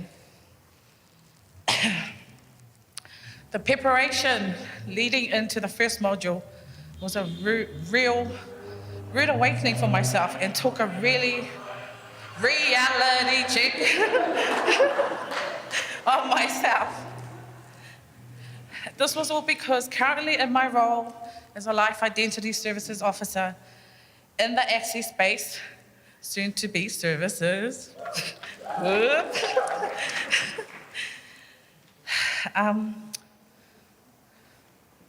I continue to go above and beyond, working hard, putting in those long hours with overtime. I felt I was in a good place and I got too comfortable.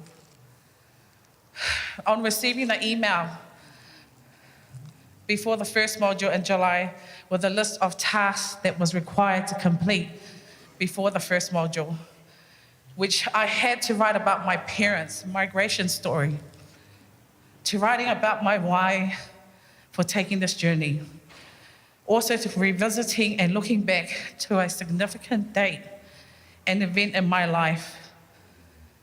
Then from there to researching my family tree, which would all be shared in a presentation as part of the first module.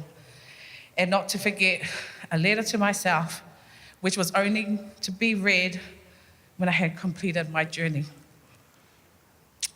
Looking back to my parents' migration story, their purpose and why they migrated from the beautiful kingdom of Tonga 676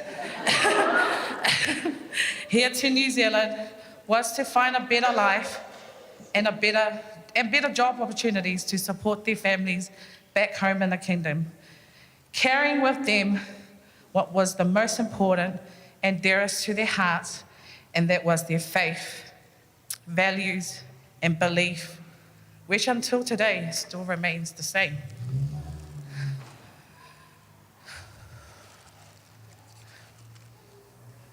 Their stories and truths has molded me to who I am today, a daughter, a sister, an auntie, a wife, a friend, but more importantly, a mother to 4 amazing children, 1 daughter, 3 sons. And now I've gained the most important title ever, a grandmother to my first granddaughter.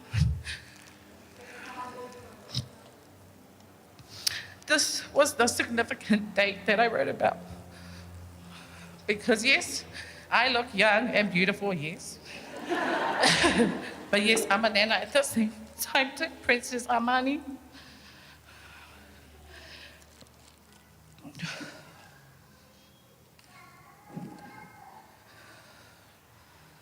My purpose and my why aligned along with my parents. Their whys, their purpose, which is my children, my immediate family, and now my Princess Amani. They are the drivers and motivation to getting up every morning, go to work and continue to grow, and work hard that will help myself to do better and be better in all aspects of my development to my career goal. Avea has helped me to understand where I am and around my career path journey and how to tackle my thinking on how I can get there and how I can reach my career goal.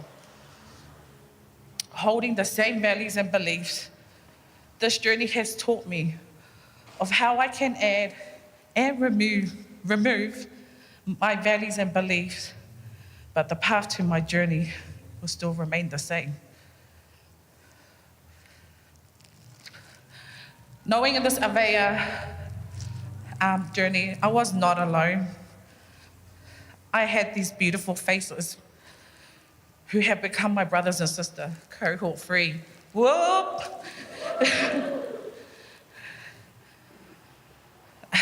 They have become family who I can go to when I needed to be uplifted. I can be myself around them. I can share my truth and know I was in a safe space because we were all in the same waka and the same journey. Every step in this journey has taught me not to be afraid, to take risks and dream big, and believe and trust the process to deliver the best outcome for the plans I have ahead of me. So, where to from here for myself? Although my Avea journey has come to an end, no, I haven't jumped off my waka. I still remain on my waka, and where I will continue to navigate and paddle my way to reach my final destination. Just a few acknowledgements before I end. In this journey, I was actually really blessed to be on the same journey with my team leader, Albert Rasmussen, yes. But now, as my journey will move into a new team with services for birth, deaths, and marriages. Big, massive shout out to TAV team. Without you, today wouldn't be possible, for making this journey so rewarding and a memory that I will hold in my heart forever. And just acknowledgement to everyone here who have attended today, my PSA Pacifica people who flew out from Wellington this morning just to come and support me, thank you. And last but not least, my family. Yes, I have the biggest table of 11 family members here today. This describes the love that they have for me, the continuous love they have for me, the support. They're my biggest support. They're the biggest why, my whys, and I'm so blessed to have them to be or to be in this family. So I think that's it for me.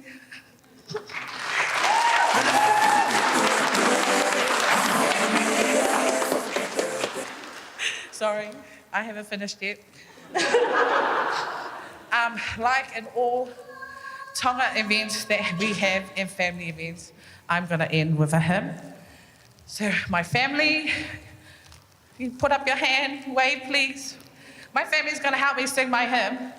Knowing hymn 114. So this is, my last part. Okay, when you guys ready? E kiko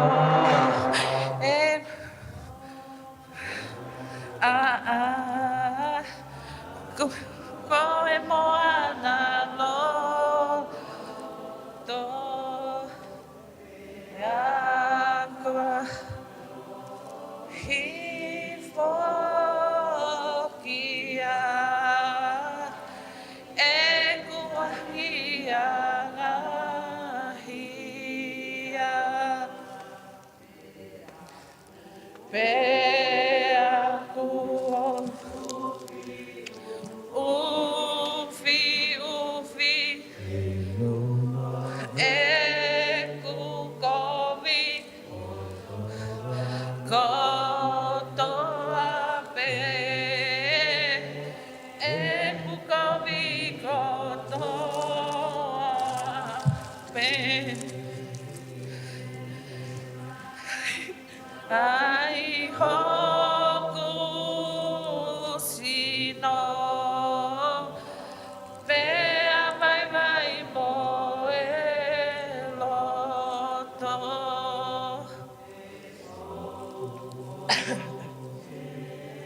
He tangani Hoku lama e hiofi Vea Oh, ilo. Vincent Peters. I offer ta engata. I offer ta engata. Malo o tua whantu.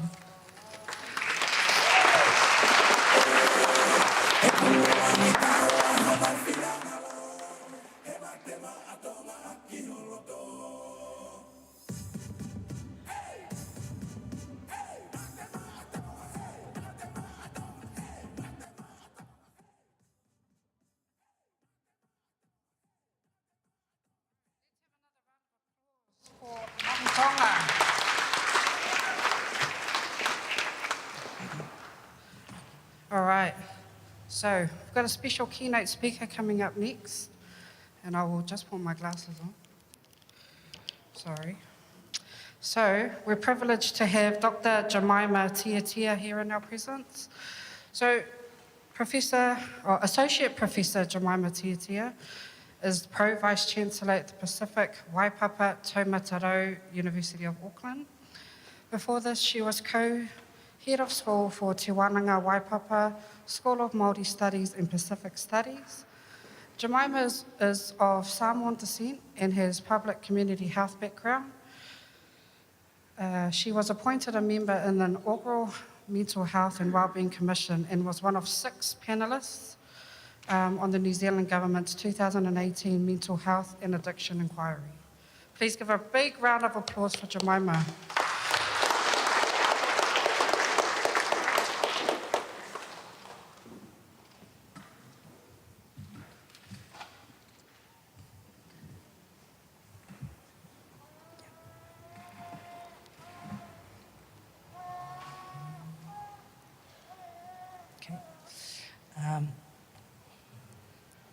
I don't have my glasses, so please forgive me.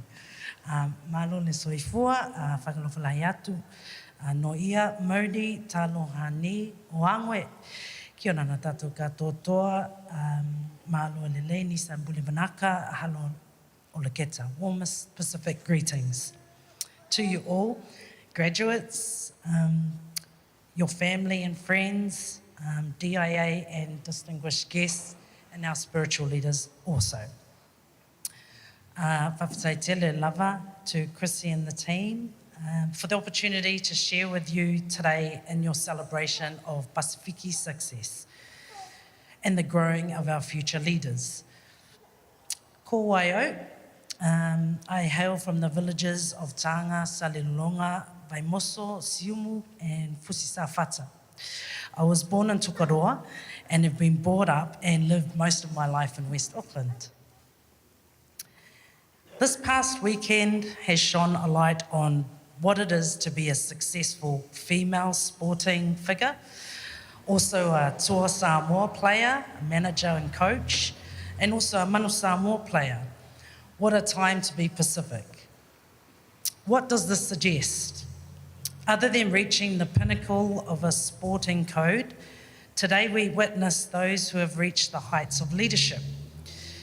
Graduates of this program are history makers. What does it mean to make history? It means clearing the pathway, letting down ladders, etching your name in the minds of those who look to you for guidance, for inspiration and hope. Making history is irreversible. So if in a time capsule, today is exactly where you're meant to be. You're a history maker, each and every one of you, and I salute you, each and every one of you, and your families, and the people that you've brought here with you today. Leadership comes in many forms and can mean different things to various peoples. Leadership, in my mind, evokes several meanings: wayfinders, navigators, giving of service or tautua, often over and above expectations, as we've heard from some of our speakers tonight, from some of the cohort today. Leadership is always about the we, the collective, the bigger picture, the dying to self to fulfill a greater good, being a true representative, a mouthpiece, someone who isn't afraid to make mistakes and to learn from those mistakes, someone who is secure enough to accept that your mentees are also your mentors, realizing that you can't be everything to everybody, someone who is tough enough to endure and work through the torrid moments, not just the good times, someone who rises above the noise and stands for what is right. Graduates, you are that leader. I'd like to share a personal story, one I've only shared with very few, and that's about my first action into leadership and entering the university's clock tower, the most colonial structure you can imagine in the CBD on the city. As the first Pasifika woman in the university's 139-year history in being appointed Pro Vice Chancellor Pacific, and a woman at that, an executive member for something like 44,000 students and over 13,500 staff, my first action was to normalize our stories. How?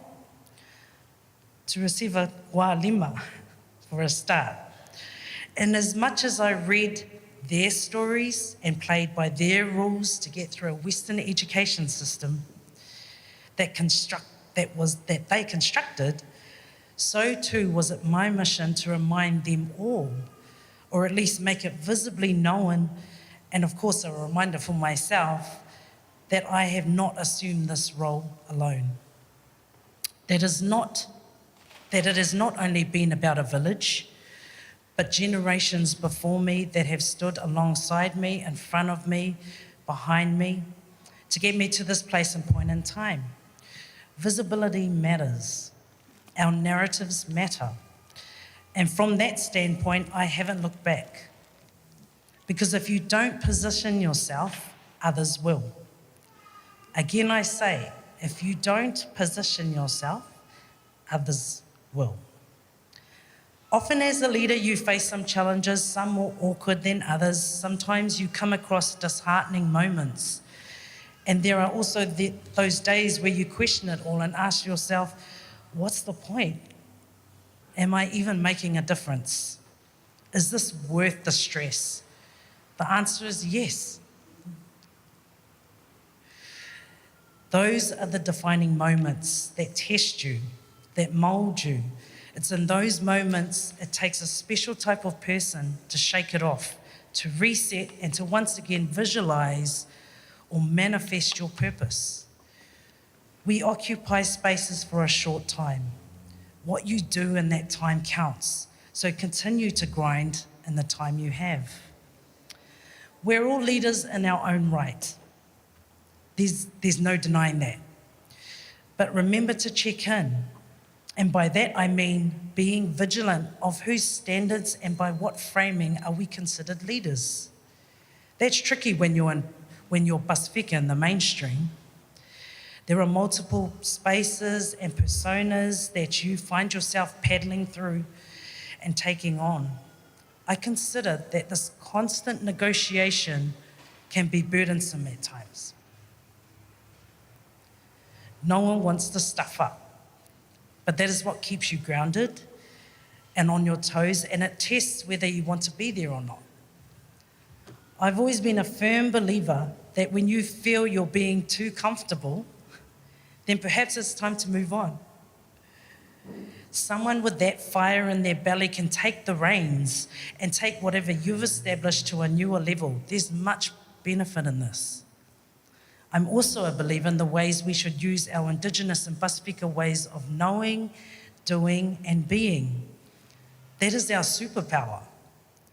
That is our unique contribution to decision-making tables. How we harness this for the betterment of our communities is key. Relationships are key. We've known this for eons.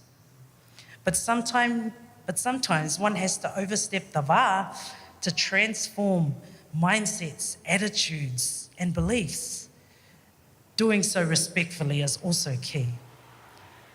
It may not be to the liking of everybody, but this is how you bring about transformative change. Listening is essential. To be fearless, to be bold, and to take your people with you. That is leadership. Congratulations to you all for reaching this milestone in your careers, for being recognized for your fearlessness, leadership intelligence, and resilience. Position yourself in all the ways that point to the horizons. Your work may not be felt immediately, but it's a start and a legacy you leave for both your organisation, your family, and all Pasifika. Malo whawhitai me take maata, malo a pito vinaka wakalevu, whikawelahi ngā me nui soifua ma ia manuia.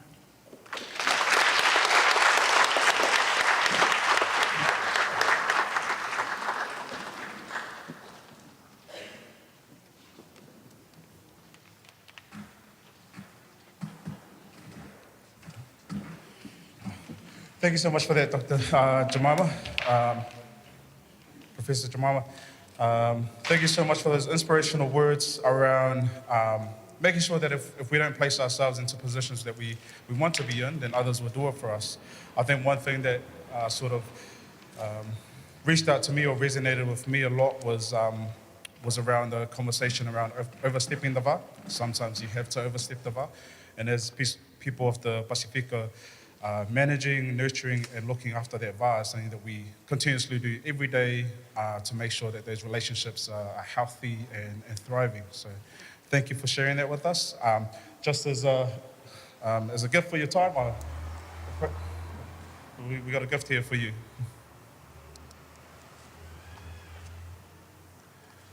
Whakatela, Professor.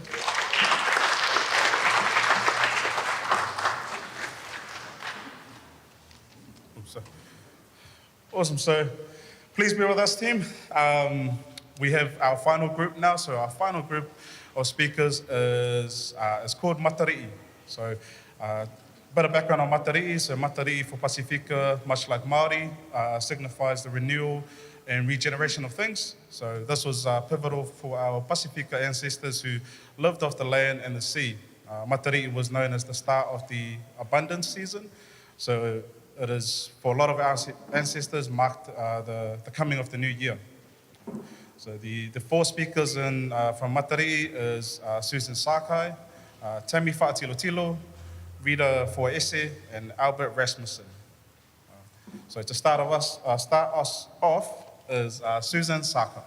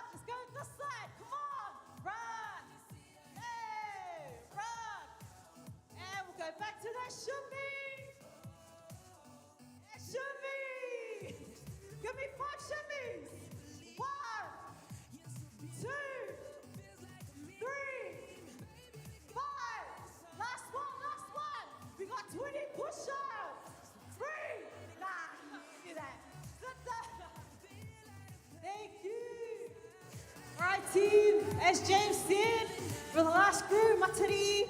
So I wanted to start off with a bang and introduce the most beautiful star, Matari. So we got four more, so stay strong. Just like my brother Daniel Filemoni, I hope he's watching, he would always say, stay strong. So when I say stay, you say strong. Stay. Stay. Strong. Stay. Nice, all right. And I forgot my presentation. So I guess I'll read my laptop. Thank you.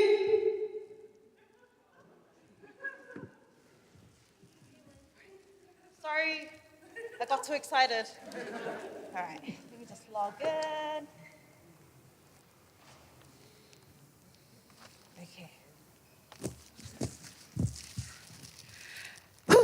So bear with me. I'm going to do an intro in Samoan. I've never spoken in Samoan in public, so I apologize if I pronounce any words incorrectly, but this is what the journey is all about. The old Susan wouldn't have done it, but I'm going to do it today, especially for my mum, because she's over there. Mum! All right.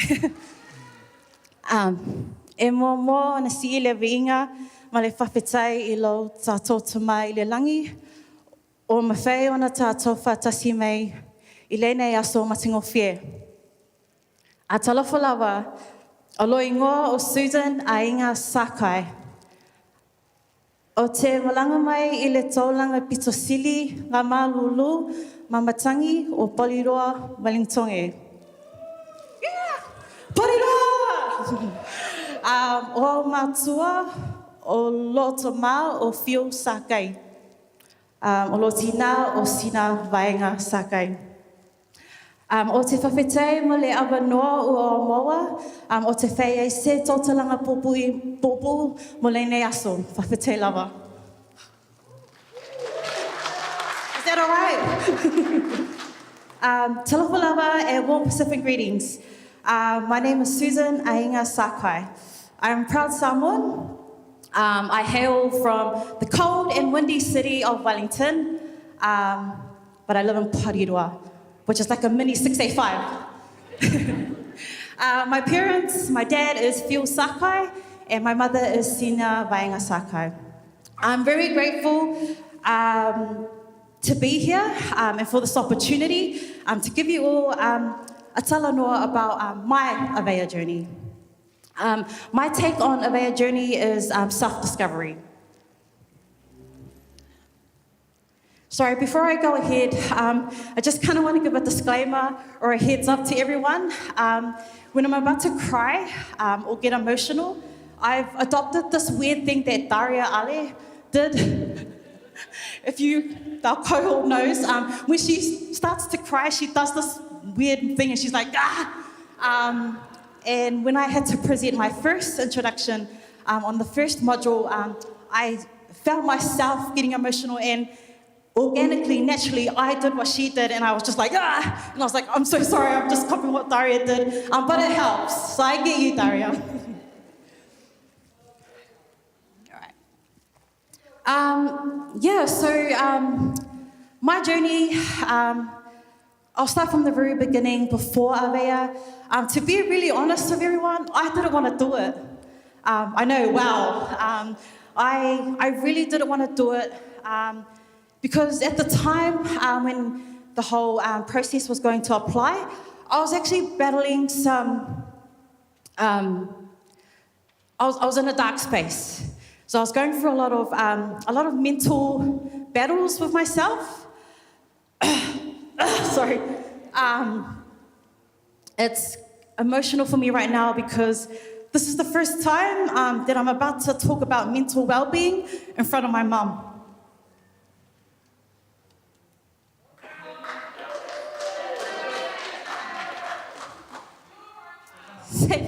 Oh, thank you. Sorry.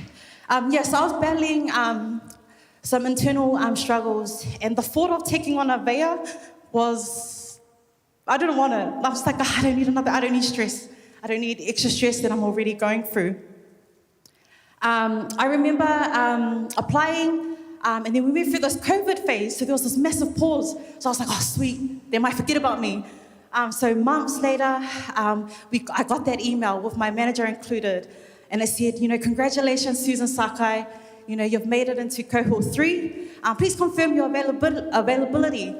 And then I was like, damn, I don't know, I don't know how I'm gonna do this. My manager, she emailed straight away, and she was more excited than me. Deanna Hughes, unfortunately she had to leave. But Deanna, she was more excited, and she was like, I'm so proud of you. I'm happy. You need to do this. And I sat there and I was like, how am I going to tell her I don't want to do this? So I emailed her and I was like, oh, hey, Deanna, thank you. Thank you for all your support. However, I want to decline it and give it to someone that wants to do it. No, it wasn't minutes, it wasn't hours, it was literally 2 seconds. She emailed me in bold, and she's like, call me now.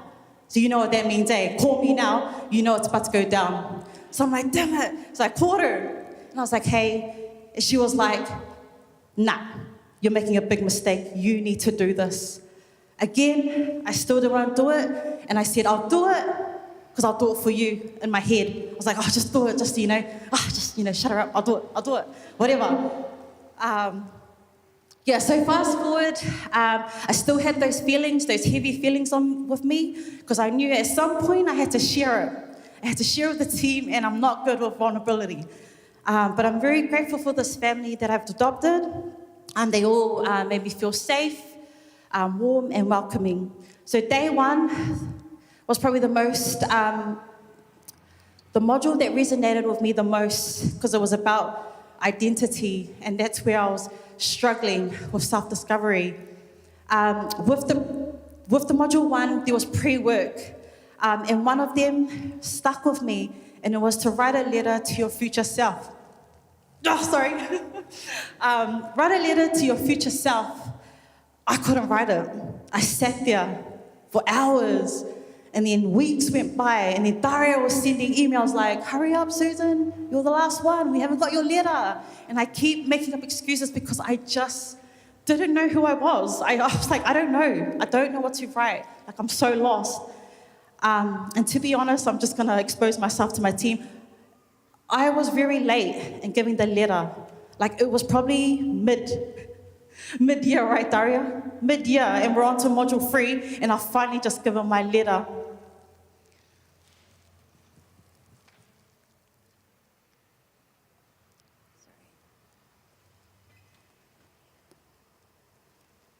So after module 1, I felt a sense of relief, a little. It didn't really cover, it didn't take away the pain and the feelings that I was going through. However, it was enough for me to walk away and be like, I need to keep going. There's 4 more modules. If I keep going, I'll be able to unravel all these feelings. So I keep pushing through the modules until I got to module 4. And that one nailed it for me because it was about well-being. Sorry, stay. Strong, stay.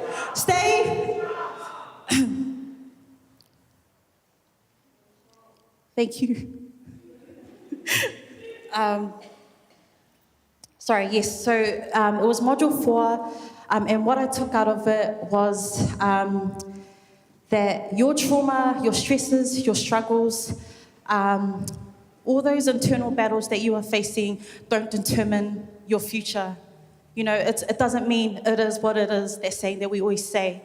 You can always change that mindset.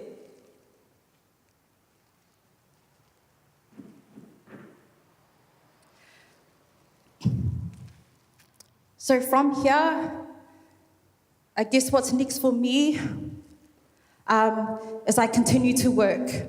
I've got the tools that have been provided by Avea to help me navigate through those struggles. I didn't come out of this program a completely new person. I'm still me. I've just tweaked a few things, like my mindset. I'm a lot stronger. I'm a lot confident. And I'm open to uncomfortableness. Is that a word? Oh, sorry, but you get what I mean. My cousin's laughing at me. But yeah, I welcome uncomfortableness, that's a word now. Yeah, so that's where I am in my journey. So I'll continue to work and use all these tools to help me grow. But before I sit down, because I can waffle on, I just want to take this opportunity to thank some key people. First of all, our Te Arawaka team, Jay, Chrissy, and Daria. Thank you so much for this journey. I've really learned a lot. I really,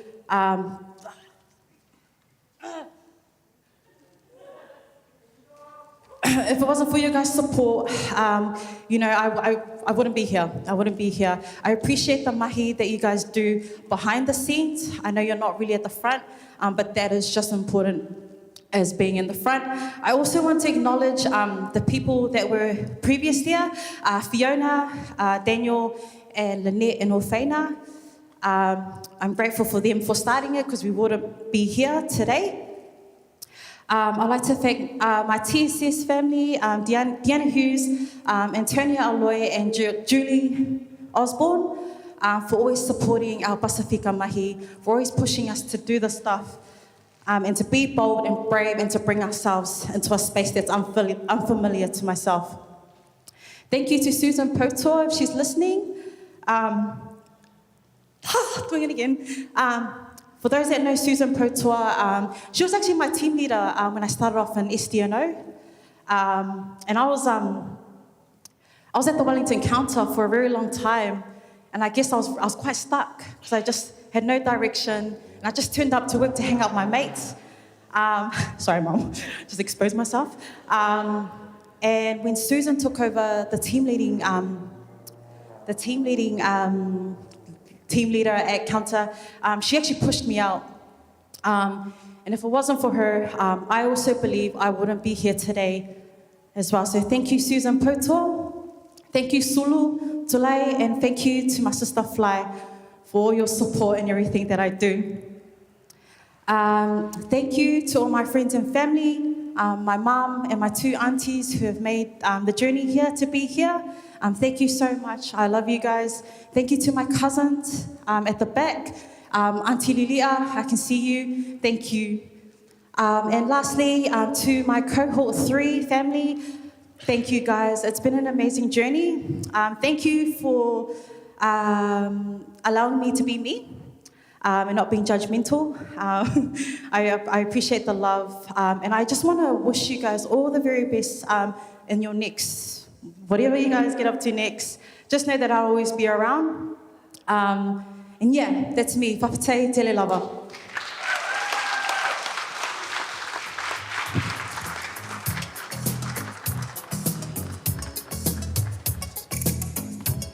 Como puede ser olvidado.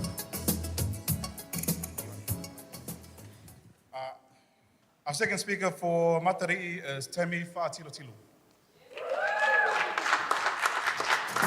Last night I dreamt of San Pedro, just like I never gone. I knew the song, the young girl with eyes like birthdays. Ta Lafalava fam, olo'u ingoa o Temi Fa'atilotilu, au te sau mai lenu u Salilolonga Sava'i Samoa. Olo'u tina o lani ole o ia ole tangata whenua, olo'u tama o Stephen, e tuatasi lo'u tuangane, o lana ingoa o Stephen, ia manuia. Thanks. Thank you. Hi everyone, my name is Tammy. I just wanted to do a quick introduction. So I am from Salilolonga in Samoa. My parents' names are Lani and Stephen, and I have one younger brother named Stephen Jr. So before I start or take you guys through my Avea journey, I just wanted to acknowledge someone who isn't able to be here today. Sorry, guys.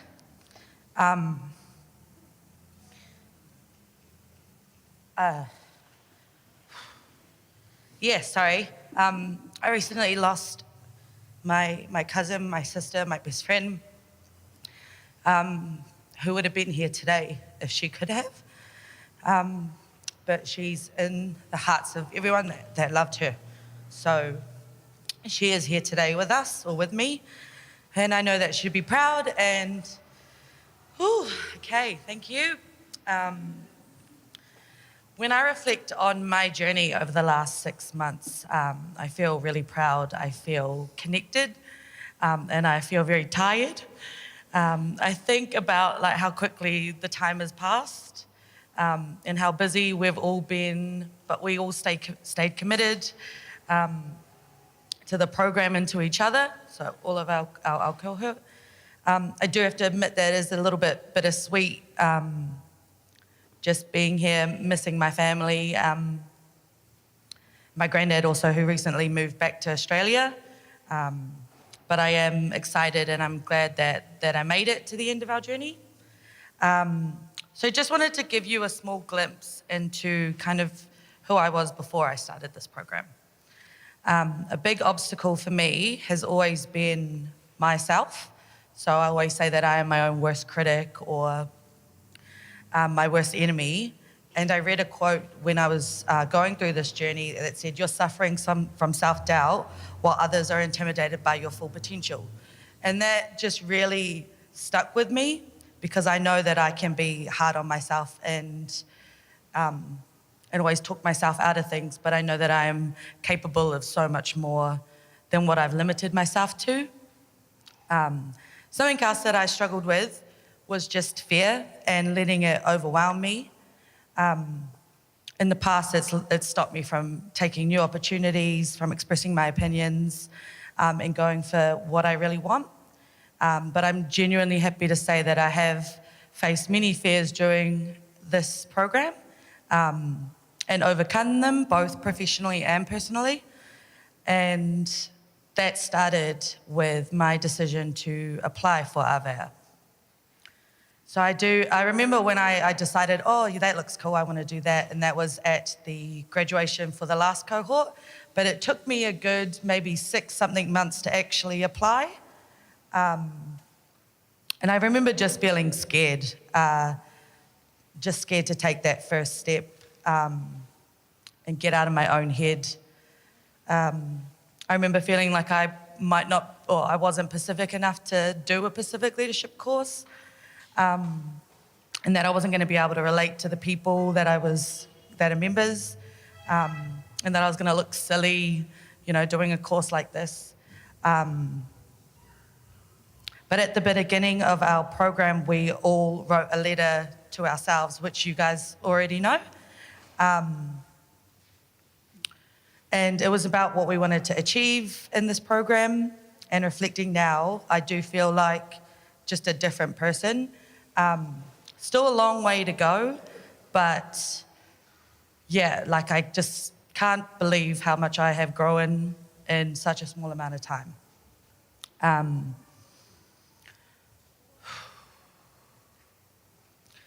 I also wanted to say just I believe I have made great strides into becoming a person that is just more herself and bringing more of myself to everything that I do, rather than just with my family.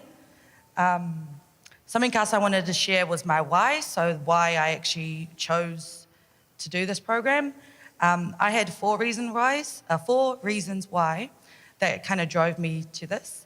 The first one was myself, so I wanted to learn who I was. I wanted to be who I wanted to be. And I just always thought that there was something missing, like there's a gap, there's a thing about myself that I don't know or understand. So I wanted to learn more for myself. I wanted to learn more for my granddad. So my granddad came to live with us, I think just under 4 years ago. And there was a lot about his life that I just didn't know, that I had never asked questions growing up. And I wanted to know where he came from and why he was the way he was. I did it for a small group of people who have kind of been with me from day dot. So that is my really close friends, Courtney, Fly, and Jad. So they have been there with me every step of the way, listening to me panic or yeah, just everything that I kind of needed. So I wanted to do that for them to kind of challenge myself. And then finally, I wanted to do it for my DIA fam. So all the Pacific people at DIA that are on their own journey, and for those who might be too scared or unsure of how to take that first step into making a difference for Pacific people. Whew. This is going slowly.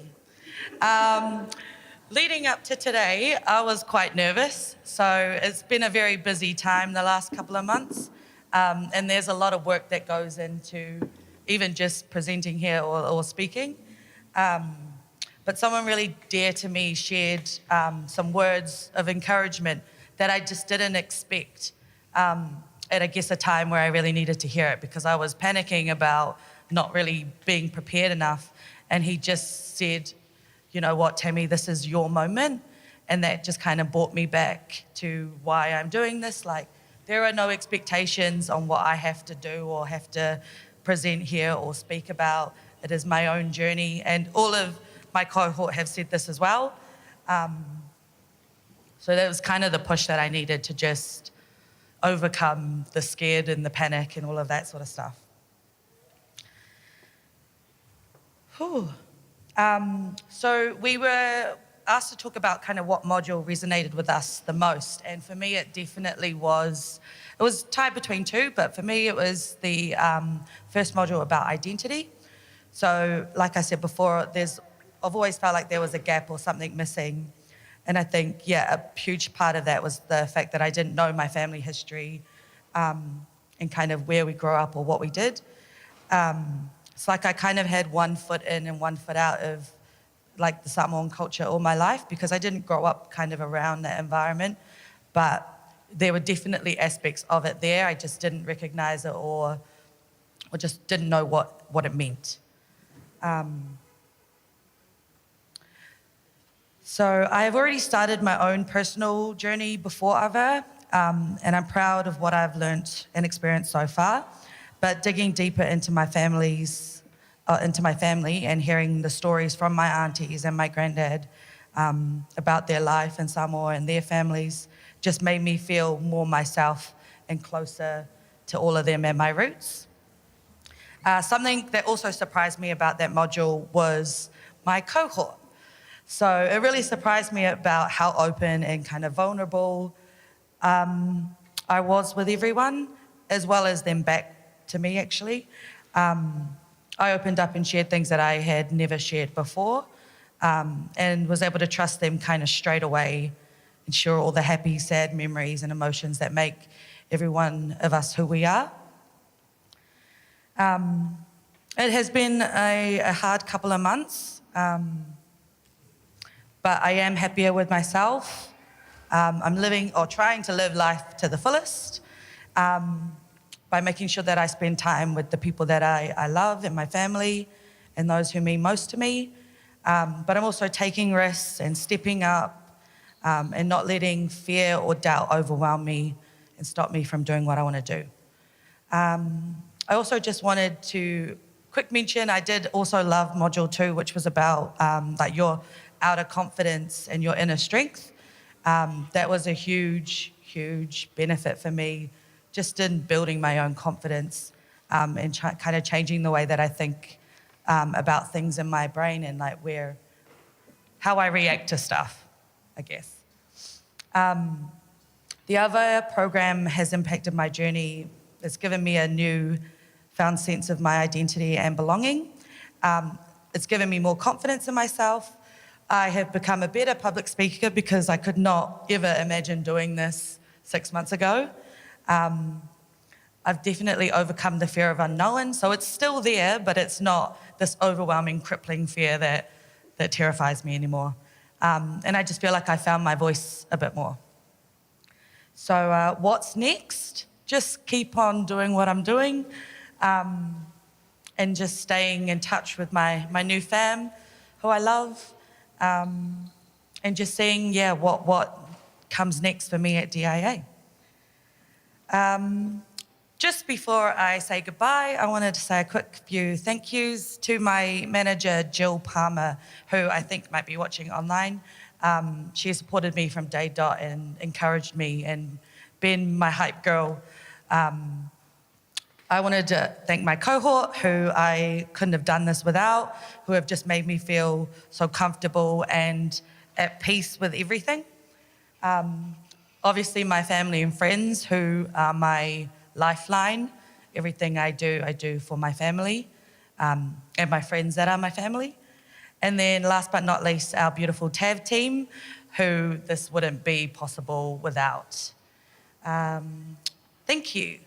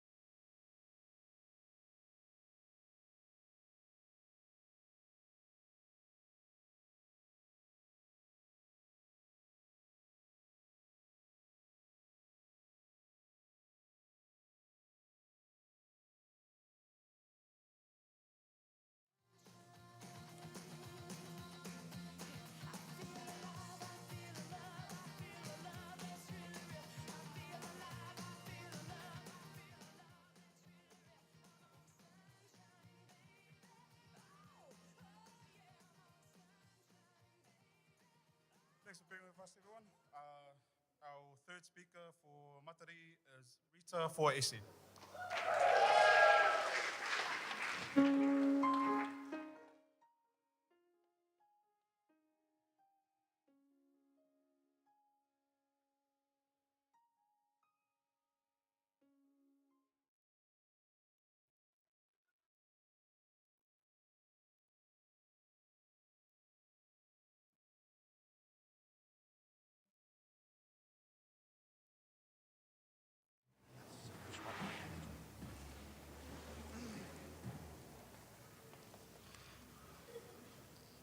Hi everyone. Before I start this, I just wanted to say to the cohort, I'm just so overwhelmed and so proud of all your presentations, and I'm just so excited that we're here. So, okay, I don't want to. But no, it's been a great honour watching you go first, and I just can't believe my time's here now. So here I go. I just want to say hello and warm greeting to you all. Just to be different, I thought I would start my presentation with a little story. Some of you may have heard something similar, but not one to gossip. I'm better at it. Picture a dusty old Mustang in the late 1990s, say. So it goes like this. A father told his daughter, "Congrats on your graduation. I brought you a car a while back. I want you to have it now, but before I give it to you, take it to a car dealer in the city and see how much they will offer." Girl comes back and says, "They offered me $5,000 because it looks very old." Her father then says, "Okay, now take it to a pawn shop." Off she goes. The girl returns and says they offered $1,000 because it's very old and a lot of work to be done. The father told her then to join a passionate car club with experts and show them the car. The girl, this seems so high. The girl drove to the passionate car club. She returned to her father after a few hours and told him, "Some people offered me $100,000 because it's a rare car that's in good condition." The father then said, "I wanted to let you know that you are not worth anything if you're not in the right place or appreciated. You need to be somewhere where you are valued." This resonated with me as I felt I was in the right place in the right time to take this opportunity and be here on this amazing journey where I have found a voice, a purpose, self-worth, and sense of being valued. I am the author of my own identity, my way, my journey. Please bear with me as I say this. If I get it wrong, I do apologise. I'm going to speak in my Samoan language. O te whea whatalofa atu I le paia, ma le malu, oi o poto mai I le nei aso, malo le sefoa mau, o ingo, o loa ingo o Rita, o te sao mai le ainga, sa fawisi, se soli foi o asiata, Fianati pa'a ma tapuso, malinoo o faliata ma whailoa, o loto o aloa manamea o tofi loa ai ono mu, mai le noo o falisio ma fasito, o a o Rita ai ono mu, Fawisi, born in the best city in New Zealand, Wellington, raised and still living in Parua. You can start my music now, please. So this is my journey, where I came from. Funny thing about this is that I never really knew where the Fawisi name came from. So,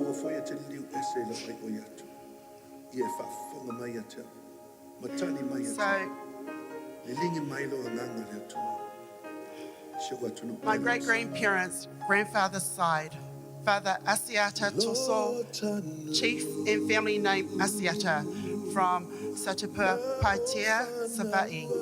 Mother Makarita Fianati, from Vaiuso, next to Vailoa. My great-grandfather moved on when my grandfather was only a young boy, and my great-grandmother remarried and had 2 more sons.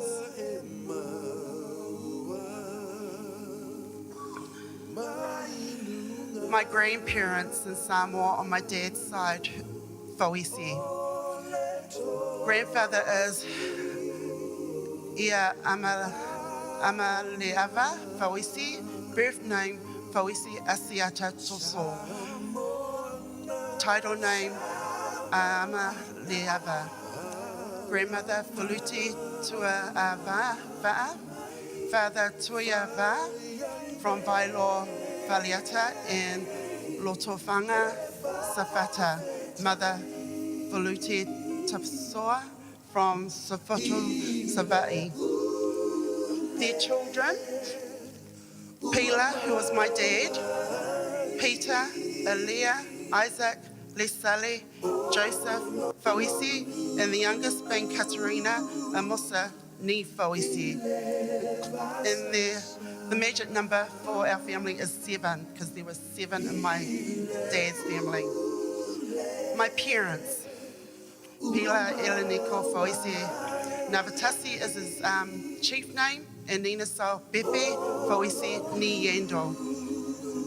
My parents made this journey here to give us a chance to have a better life. As they had done for us, we continue to do it for our children, to give them that better life.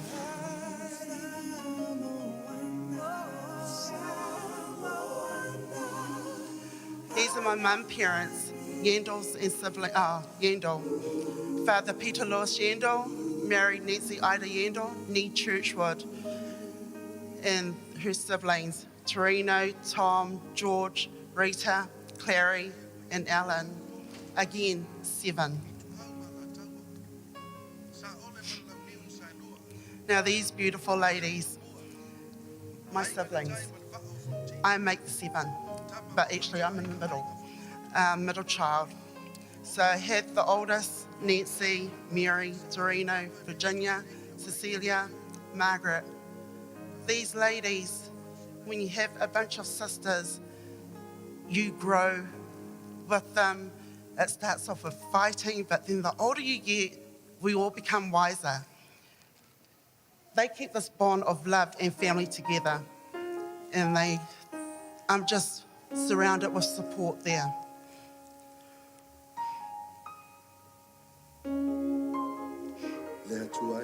The foundation my parents built our lives around was the church. These people all in this picture, even my parents, most of them have now passed. But this is where Mum, when they came here, this is the church they found, which was Holy Family. And many a times, church was the thing that we always got up Sunday morning after church. It was that fresh loaf after church coming home. So many good memories.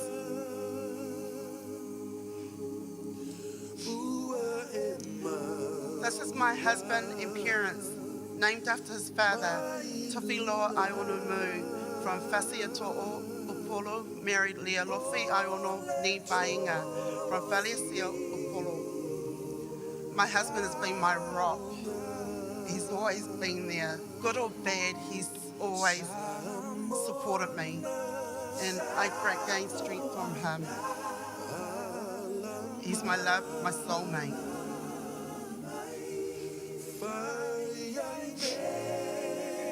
These people here, my beautiful children.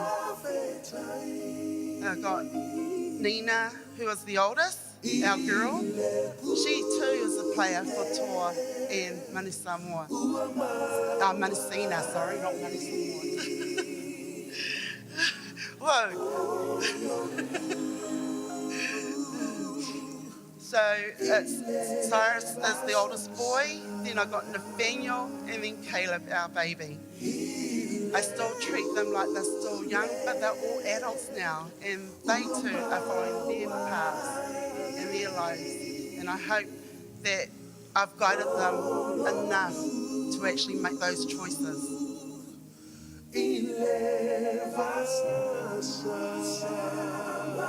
And last of all, my precious grandchildren. I've got 3 precious grandchildren, Nevaeh, Lourdes, and Mika. It's a big difference from having your children than grandchildren, because they're not yours, but you feel a closer connection to them than your children. You do. And now, me. I am blessed. My why I am today is from that voyage that my parents took from the islands to New Zealand, seeking a better life for themselves and for the family they were to have. Forever grateful for the sacrifices they made. Life is never perfect, but when you place your trust and stay strong with your faith in God, is always there to see you through. There is more to this family tree but I am blessed with the best spiritually, culturally, and diversity amidst this wonderful family of mine. I had hoped to find Avea a connection and belonging as a Pacific woman that allowed me to be open-minded and encouraged me to step out of my comfort zone. It had exceeded my expectation where I engaged in discussions, attentive to details, and before making before making a decision or sharing. Challenges I found: not able to speak Samoan fluently, moving awkwardly in an island dance that takes longer to pick up as some movements are complex.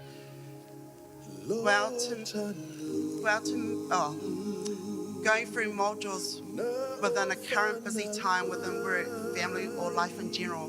But by taking a step back, breathing, I knew that I was not alone. The beauty of Avea is that it had uplifted me, strengthened my faith, and with each of these beautiful people here, it has sustained me through all of it, the good and the challenging. Avea is definitely designed to push me beyond to experience growth in all aspects. Importantly, Avea is a Pacific in design and delivery. As noted by one of our Tarawaka leaders, it may be coarse in texture, but it was woven. The journey of life may be rough, but it's still purposely woven. Avea is generally a unique program for Pacific people where I was vulnerable in a safe place, not judged, but accepted. Inspired by all the guest speakers who also had a story of their own to share. Before I finish, I wanted to acknowledge this amazing cohort, each and every one of you, for being part of this amazing journey, and may God grace you with His presence and bless you always on your own personal journeys. I know who you are, where you work, your numbers. Just kidding. Alofa atu, my new extended family. To the Tarawaka team and their crew, I appreciate your effort, time, knowledge, and guidance to get me through this program. And guests for attending our graduation, whawhitai lava. Just before I go off the stage, will the cohort group just please stand up with me? And just sing O Whawhitai, please.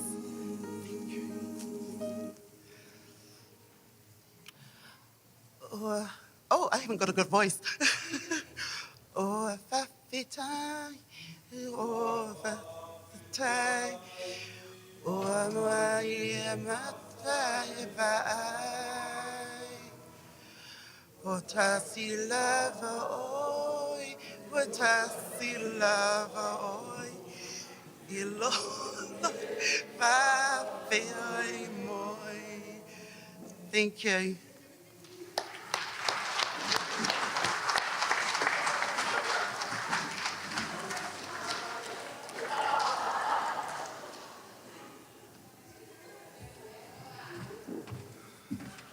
Is he going? All right. We'll save the best for last. Kelston's favorite son, Albert Rasmussen.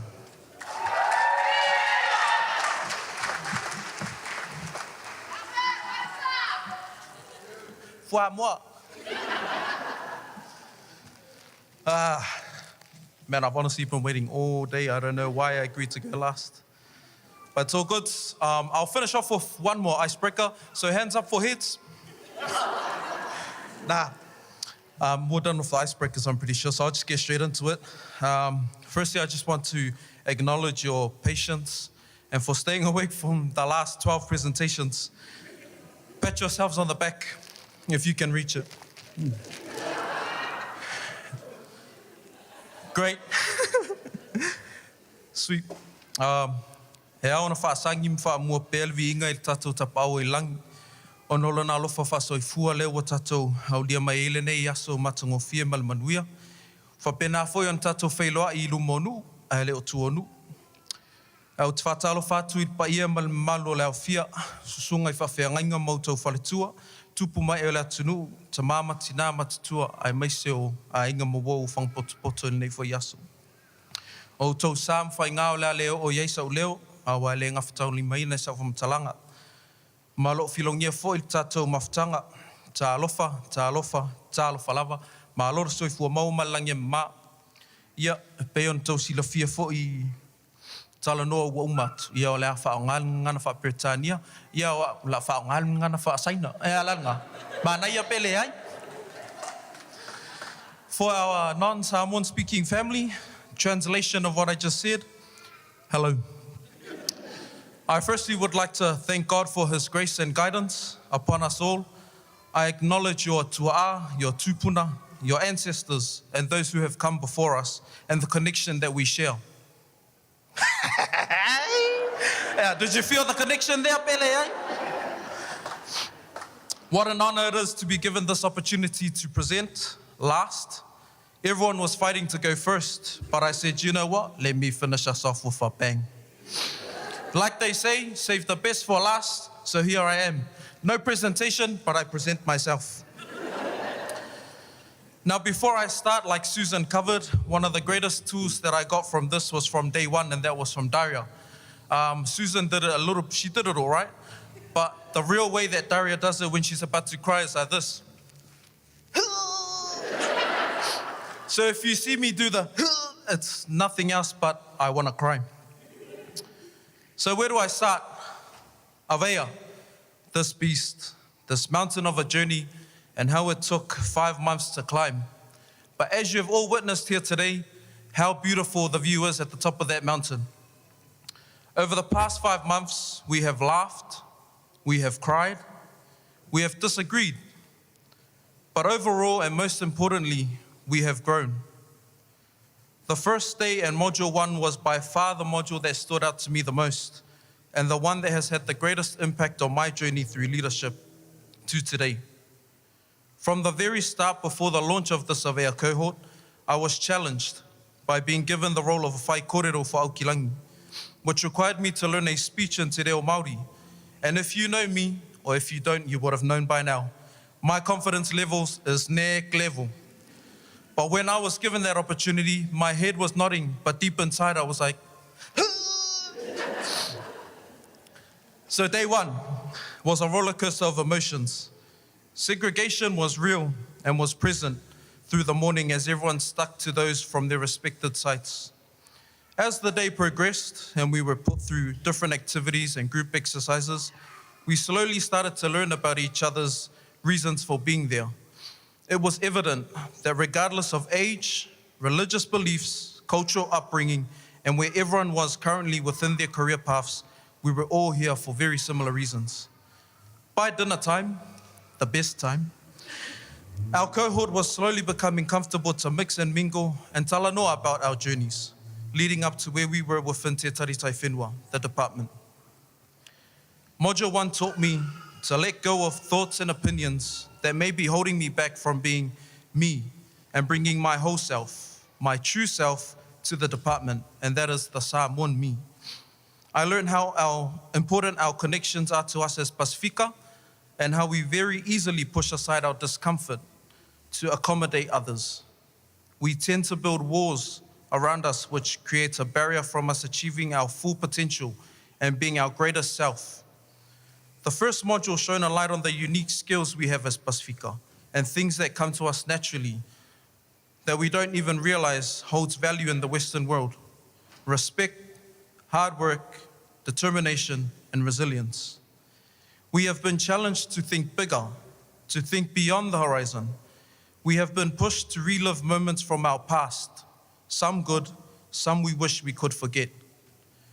To be the person I am today and stand here before you is from the experiences of my past, a journey of mental and spiritual growth that I hope will continue for us all after today. The Aveia journey overall for me has taught me to keep pushing forward. I have gained a new appreciation for myself and my own resilience despite life's pushbacks. I believe most of what I have taken away from the Aveia journey is what I have learned from my fellow cohort members.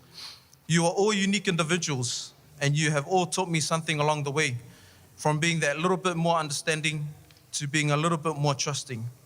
But I think the greatest takeaway for me that you have taught me is that my voice can empower and inspire the person next to me, so I should use it. But you also taught me that my voice can influence and persuade, so choose wisely when my voice should be heard. I have been encouraged, and I hope that everyone here today is also encouraged to show up regardless of where you are or what role you are in as your whole self, and be proud to be Pasifika. When I think of the growth I have had personally throughout Avea, I think of the migration of my ancestors and my parents. How at the age of 17, my father left his beloved Samoa, 685, for Aotearoa, a land which up until 1982 was foreign to him, and how he has managed to take very little and provide for not only myself and my brothers, but also to continue to serve his village and family back home. This has always been my motivation to do better, and when I'm feeling like I can't do something, I think of him and think of how he has always tried and pushed through to achieve whatever it is he sets his mind to, and so should I. To the Te Arawaka team, Chrissy, Daria, and Jay, whawhtai te le lava mo le whinau mo Merelei. You have done an awesome job putting everything together and running around in the background. Special shout out to the Toko Horse for running around in the background with Daria as well. Shout out to Kanan and Taylor and the media crew for always catching all three of my chins. And I wish you all the best on your growth as well. To the Avea cohort of 2022, we made it. I know we have all had sleepless nights because we procrastinate and leave things last minute. But I'm sure we will low-key miss this. I wish you all the best as you sail on your new vakas of growth, and encourage you all to keep rowing. Even when times get tough, you might feel like rowing backwards. But take the leap of faith and continue to push forward. Now, lastly, as Pasifika, you know, we all want to know who you are and where you're from, because we're whaikala like that. So, as a proud Samoan, I hail from the villages of Whaleapunga, Lalomaunga, Whasikouka, Vaiusu, Saafunga, Savai, and my family ties connect me to the Frost, Mau, Le Fauseu, and Kiavu. My name is Albert Rasmussen. I am simply the best from the West. Soifua Maia Manuia.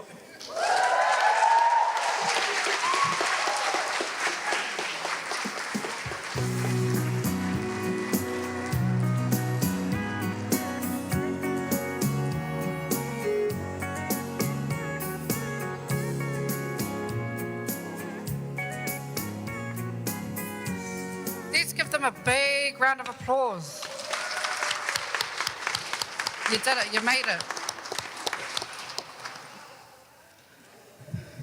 All right. Thanks for hanging in there, everyone. So, yeah, we've come to the end of our cohort's presentations, but we have a special performance next. Now, this performance is a gift to the cohort. And it's in honour of your journey in the graduation today. So it's a tawalonga, so it's a traditional Tongan dance. Not only is it a dance of aesthetic beauty, but a reaffirmation of royalty to the throne and the goodness of the Tongan way of life. So we have the beautiful Emma Seletti. Give her a round of applause.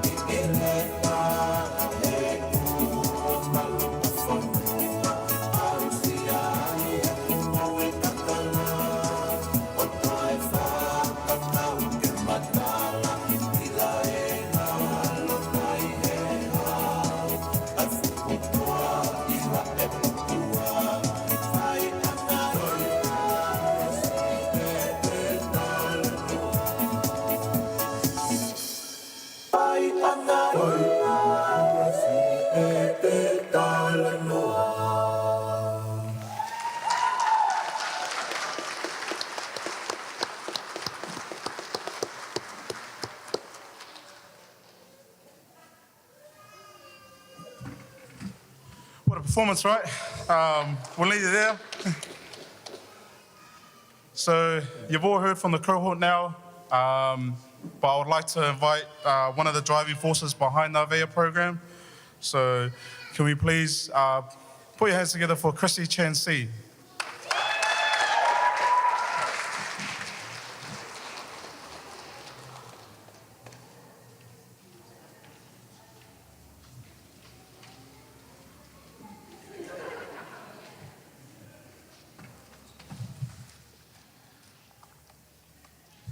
Testing. Can everyone hear me? Perfect.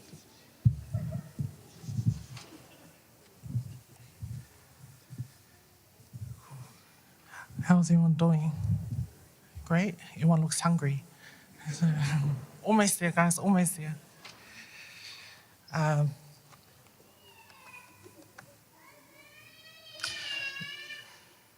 E mo mua lama ono whatsulo atu le pa ia ma le mamalu sa moa.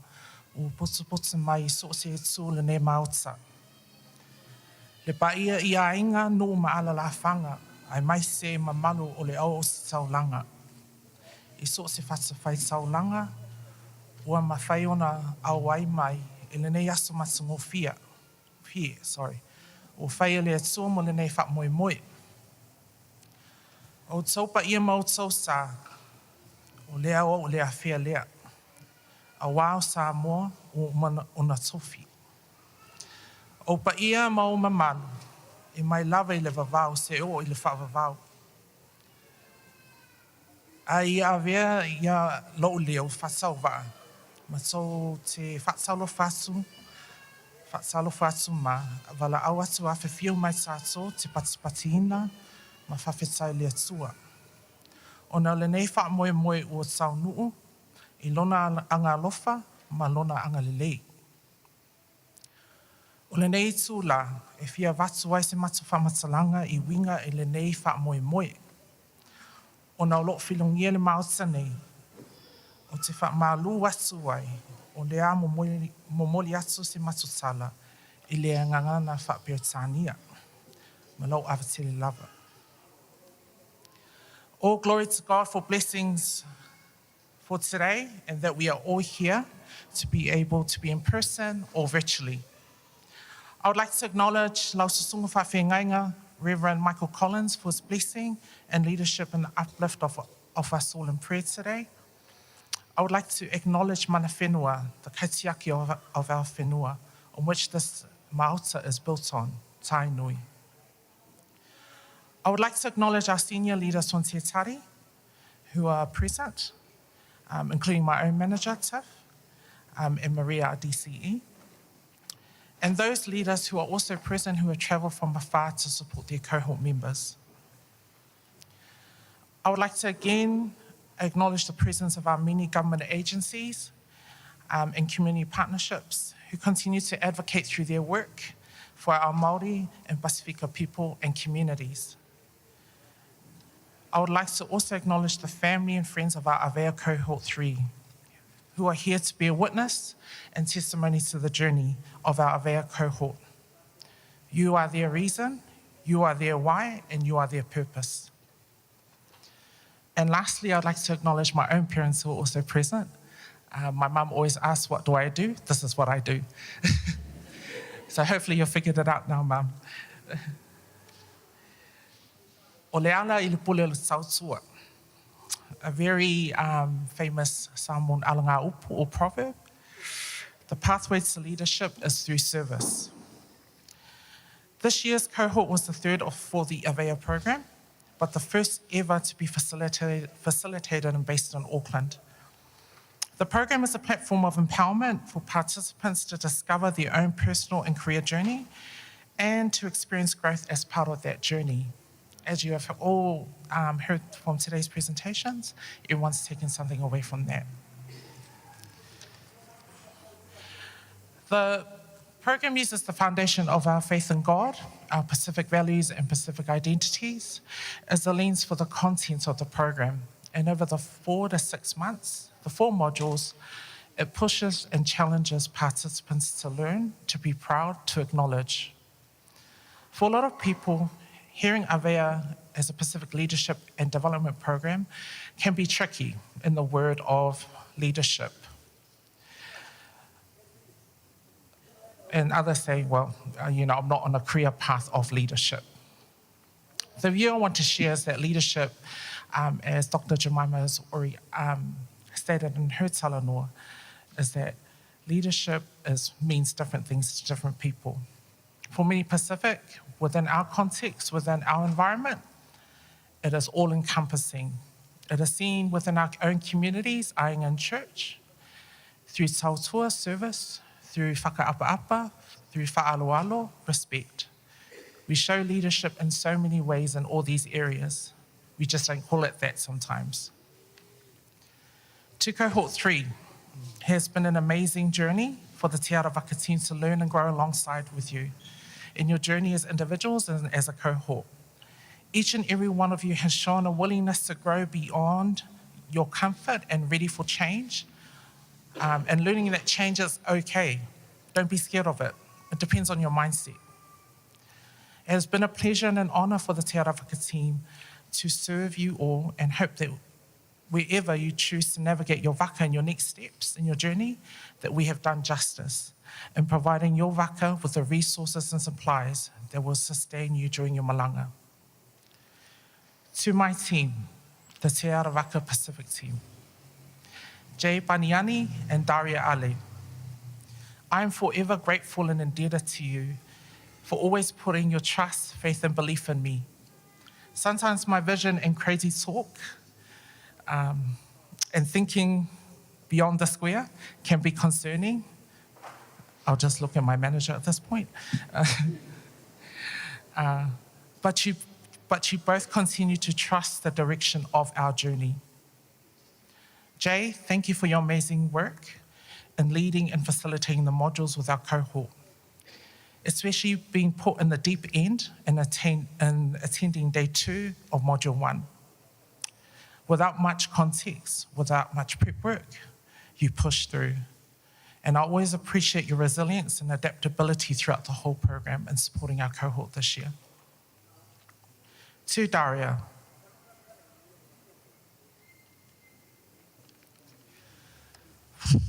sorry. Where do I start?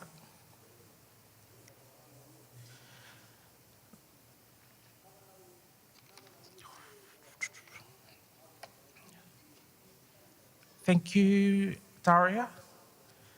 By sticking by me firstly, when our space was going through a bit of change and it was just us 2 tag teaming the space, before our brother Jay came along to help support us. I admire your passion, your dedication above and beyond commitment, but most of all, your heart. Words do not do justice. And I wrote in here before I get emotional, but obviously we got to that part too soon. Thank you, Daria, for your sautua and your passion. And I'm going to stop it there before I get even more emotional. I'd like to share a few words from our Chief Executive, Paul James, who passes on his best wishes. Paul says, Maloni, thank you for your invitation to attend the Avea graduation in Auckland. Unfortunately, due to unforeseen circumstances, I'm unable to attend and must remain in Wellington.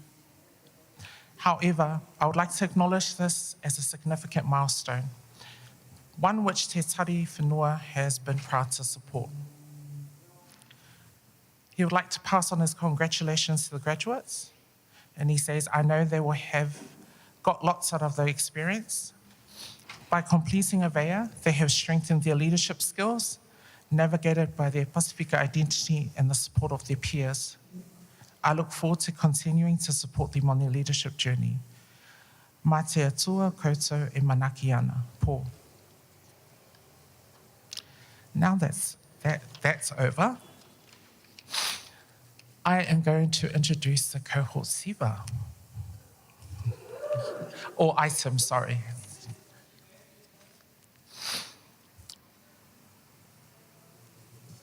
So I'll give a bit of context about the item, because there was a challenge put by the Te Arawaka team on the first night of the first day of the first module. So the first module, as everyone's heard, is Paia Kia Paiama. How? Participants were recognized the importance and the value of their lineage or akapapa. As such, you can hear that I've been hearing a lot of highlighting of the pre-work, and that there was a lot. I'm glad it pushed you guys.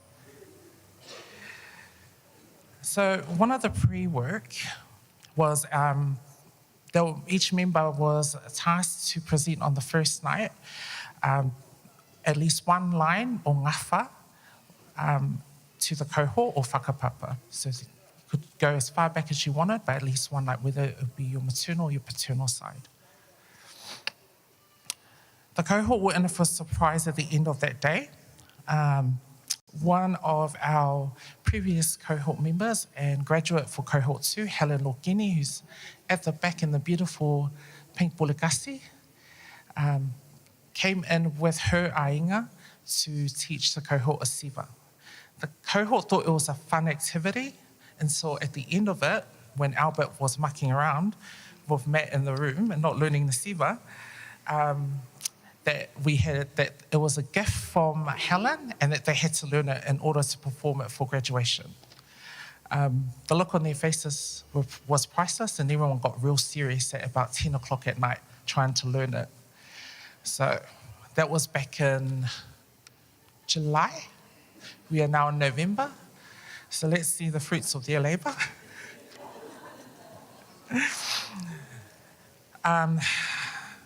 In their journey in learning the SIVA as a cohort, or the item, they experienced logistical challenges being spread across 3 locations. So Auckland, Wellington, and Christchurch. They had to overcome obstacles and mindsets around learning to be comfortable and being uncomfortable. It is the only way that one finds growth.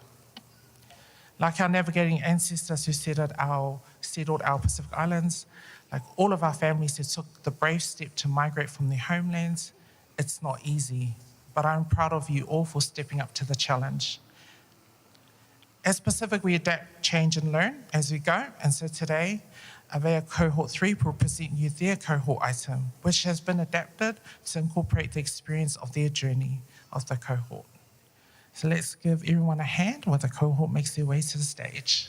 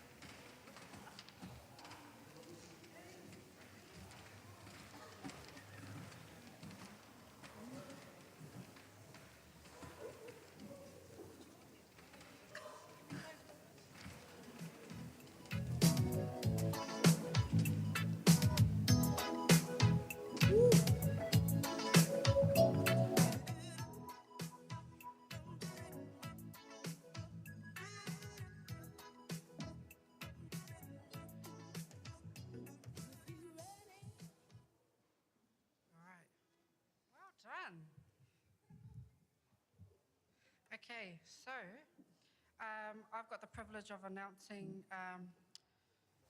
our DCE, Maria Robertson. So she's DCE for Service Delivery and Operations. Maria has an extensive background in leadership, and she's a staunch advocate for our Taha Moana network and the betterment of our Pacifica in our workplace. Maria has been and is the sponsor of the program since its launch and has continued to support the program by sharing on her leadership journey to cohort members. Please give a big round of applause for Maria.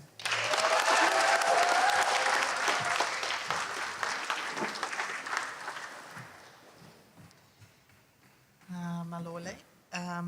Kia orana, kia ora. Ko Maria Robertson toga wingoa, ko kai whakahari mātua ka Waikiki iwi te tari tai whenua. I'm from the 04, that's Wellington. Nothing more interesting than that. I want to first acknowledge the passing of Paul Beetham, a very dear colleague, a very dear man, and a very important leader in our Pacific community. Te Tari Tai Whenua, his death was a great shock to us and will be felt for a long time. So I want to acknowledge his passing and his generosity as a person to me and to the wider organisation. It's quite hard to see my notes because there's that thing right there and I'm like doing this and I can't quite see. So forgive me, I'm going to have to play with that a little bit. I'm not going to speak for long because we've been here a while, but I do want to talk to each of you because every one of you has said something that has completely resonated with me. So I want to reflect back to you the gift that you've given me today. And I was really taken by Grace when you talked about your waka being empty and the emotion of that. And I got it, and to hear you talk about your waka being filled now and the fact that that makes the journey actually easier was an incredibly generous and moving thing to say. Thank you for sharing that with us. Matt, I think the expression and your discussion about learning more about yourself and your heritage to give to your son was particularly poignant because it's a very clear decision that you've taken to actually connect to that past where there was every reason for your dad to want to actually move on from it, but you've stuck at it. And not only have you stuck with Avea, but you've stuck with being Samoan. Jakisha, 685, I was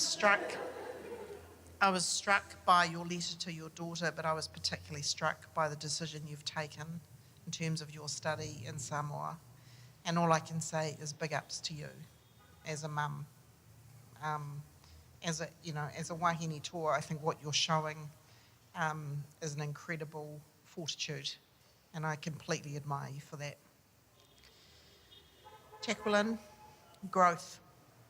You talked a lot about your growth and your identity based on who we are, not the role or the function we play. The family is the why, and I am the how. That's what you said. And I think you're absolutely right. Each one of us has a choice to make to be the how, and I was really struck by that. Amelia, 13 years, humble beginnings. I determine my own future. Our worst enemy and our biggest critic being ourselves. But also the acknowledgement of the efforts of your ancestors and the journey and the recognition of that. When you were talking, I was thinking, I wish I knew more about the history of my own ancestors. The fact that each of you have actually gone on that path of discovery, I think, is incredible. Lolohea, I thought the Fijian calendar is a metaphor for the passage of your own growth and development was incredibly insightful. Apart from loving yams, which I do, What I thought was fascinating about that is the words you used in terms of Avea, planted, dug up and harvested to take with you on the journey to fill your waka. So the fact that this opportunity has given you a connection to those old concepts that you've applied to a very modern situation with Avea, I thought was an amazing gift of insight that you've given today. Sephora, the belief that everything I do will benefit. I thought absolutely. The growth mindset resonated with you. It will continue to resonate, I have no doubt, because of the conviction that you spoke with. Asia Singer, I thought this was interesting, the big step to even start the program. I thought that was really brave, and the confidence, I wrote my notes were the confidence dents that you had from past attempts at roles. That's given me food for thought, actually, about what is stopping our Pacifica people from being able to land roles and actually be successful in these opportunities, because you weren't the only person who spoke about missing out multiple times. There is something in there about how we go about recruiting and selecting in a more diverse way, and you've really given me some insights about that. But what I really enjoyed was the starting all over again, using the stars as a guide, and the reset that that's given you. Kahu, I never would have thought you were a grandmother, but I admire your courage to jump on this waka. The stories of migration shape our lives without realising it. And I thought it was really interesting in terms of looking, your point about looking for something better for others rather than investing in yourself. Trust the process, and I hope you truly do follow through on continuing to invest in yourself. Susan, I think the courage to speak Samoan publicly for the first time, we should absolutely embrace what you've done. The opportunity for self-discovery and getting your boss off your back clearly paid off. I think the focus that you talked about in terms of your well-being and what this has actually provided, also a very important lesson for us all. But also what you said, and I hope that you really hold on to it, the ability to control your own mindset, and that Avea has given you the tools to exercise that control with. Tammy, aside from your tiredness, pre-Avea, the pre-Avea Tammy and the post-Avea Tammy seem to be quite different beings. Let me tell you this, you are fully capable. Your fear can be an overwhelming barrier. I get it. But it should not be a barrier anymore, because you too have some tools. And being more of yourself and your 4 whys, I think as long as you keep reminding yourself about the 4 whys, you'll be absolutely fine. Rita, I hope when you talked about the importance of being somewhere where you are valued, I hope you really feel that, because we value you. The pictures of your family, those women, your sisters, was very moving. Just to see pictures, to be given the privilege of seeing the pictures of your past and your present was a real gift to me. It really filled my heart. Thank you so much. It takes effort to do that and to share it. And I so appreciated hearing your story. And Albert, I'm not sure about the good being left till the last, but you can believe that if you like. I love the idea of the view being so amazing at the top of the Avea Mountain. And most of what I heard from you said that most of what you've gained is actually from this cohort of people. Not just the people who come in from the outside, but actually just being part of this family. So let me just come back to also what's been shared with us. Dr. Tiatia, also for your insight, because I think your demonstration of what is possible is a light, is a shining light. Your voices can influence and persuade. Please now use them. What I can guarantee you is that for as long as myself and Tiff and others are in the positions that we are, we continue to support you and Avea in everything that it offers to our people. But it's not possible without real effort from many. So the Te Arawaka team, Chrissy, you know, the fact that we heard from that beautiful Te Kura Kaupapa group, the families that are here, all of you that celebrate with your loved ones their achievements, leaders from across Te Taritai Whenua, Lynette Tyrrell, Afina, Fiona Lamshong, Chrissy, you know, these are the real pioneers. I just really get to write some cheques occasionally and sign the memos that say approved, but I can tell you my heart is in it. But it's really the people who've gone before, the people who climbed into the waka and navigated by the stars, and who braved those rough seas, be they metaphorical or actual, who we really all owe our thanks to. But for today, I really congratulate you for everything that you've achieved. Thank you.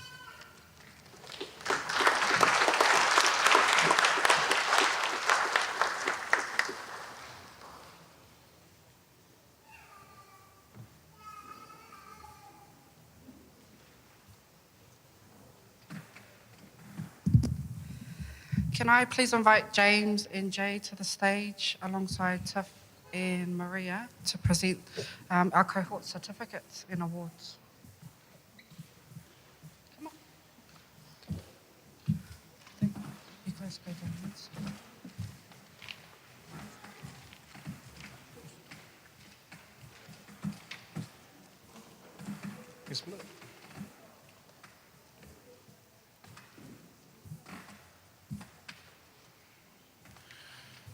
Yeah, you start.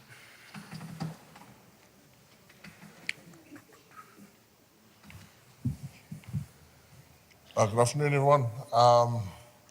Shucks, no icebreakers from me. The next icebreaker I'm going to do is the one where you get up and go grab your food and go home. So I'm just going to quickly get into the award ceremony.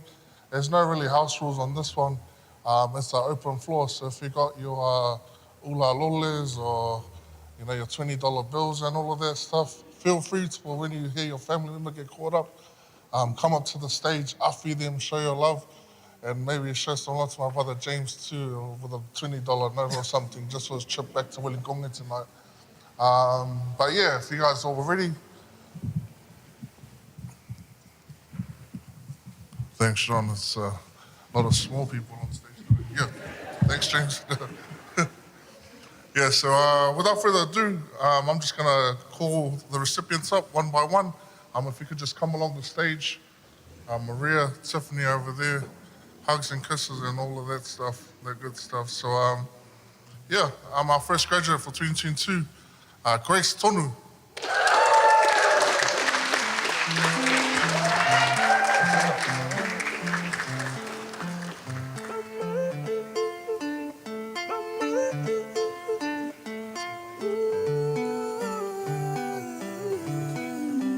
You giving for number don't you?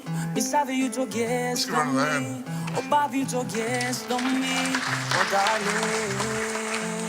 Pano ila gavine daramani. Oh ya wiku.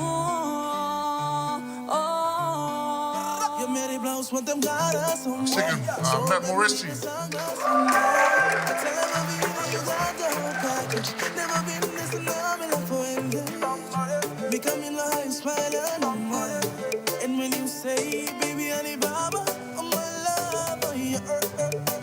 Oh, oh, God,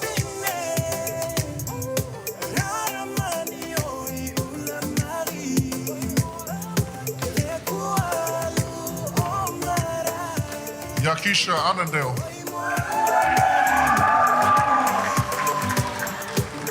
Bring them up, I know we got heaps of Ulang on this one, Keisha.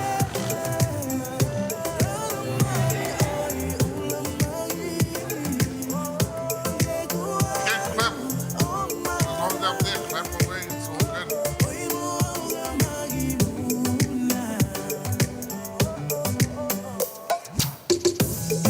You talk everything's on me.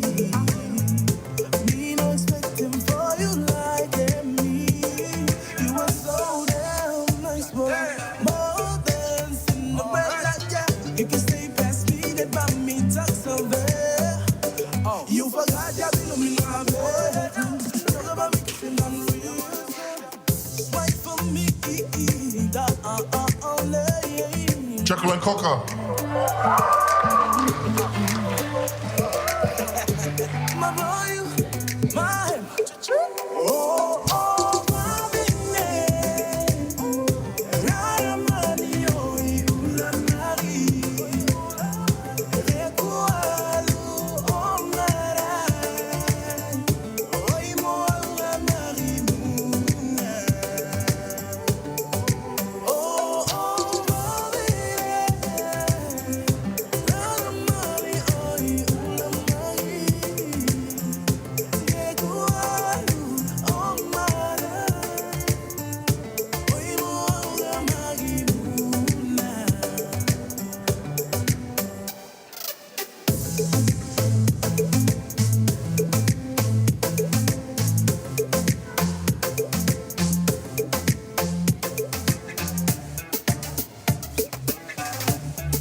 Amelia Tuyono.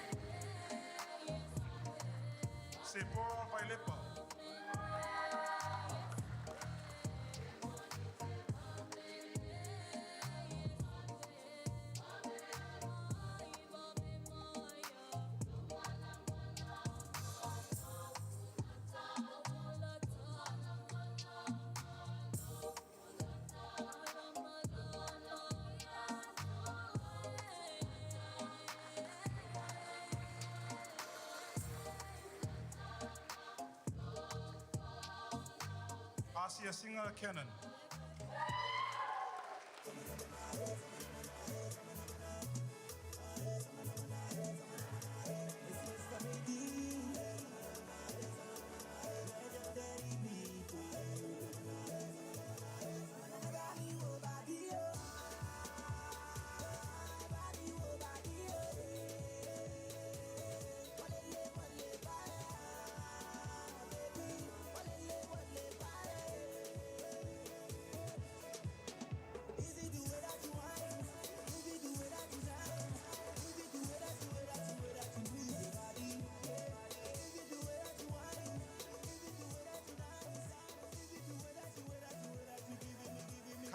Joyce Yale Tahafe.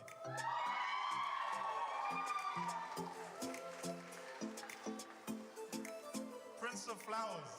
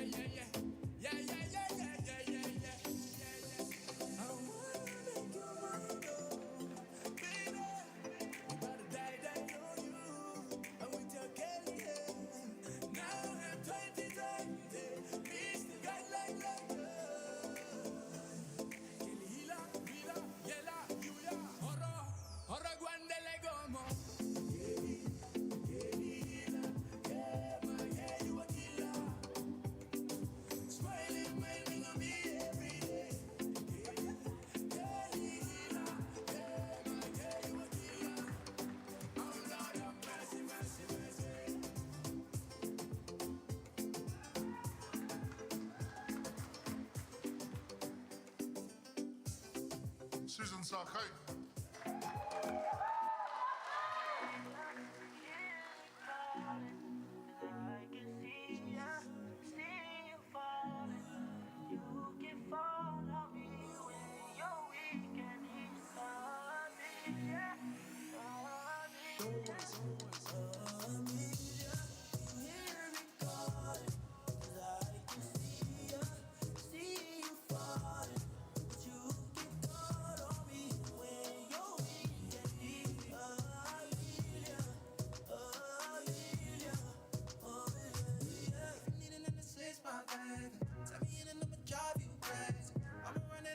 My baby, other mother girls around me.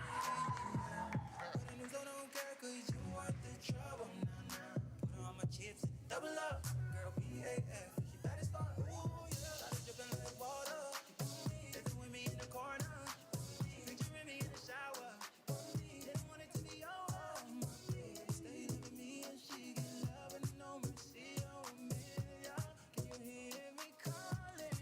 Tammy for Tilo.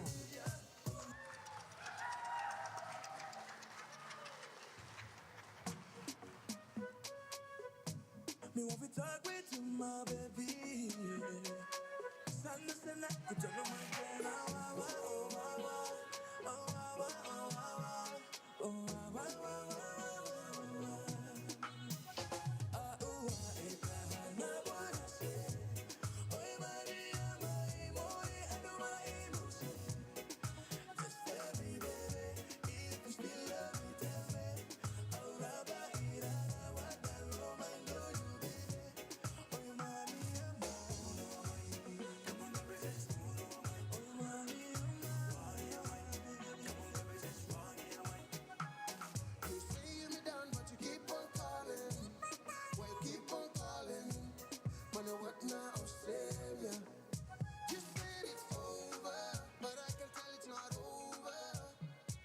Rita for SM.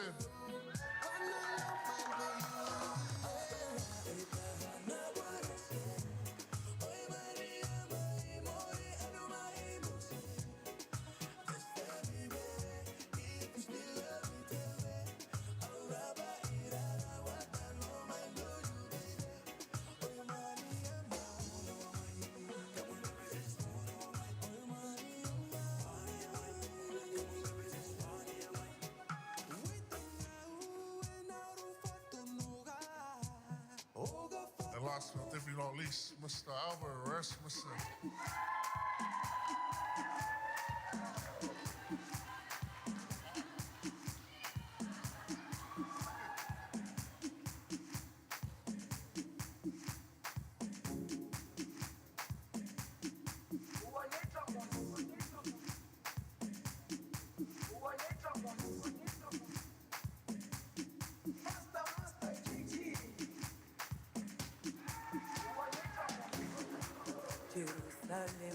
Can I just ask the cohort to come back on the stage, please?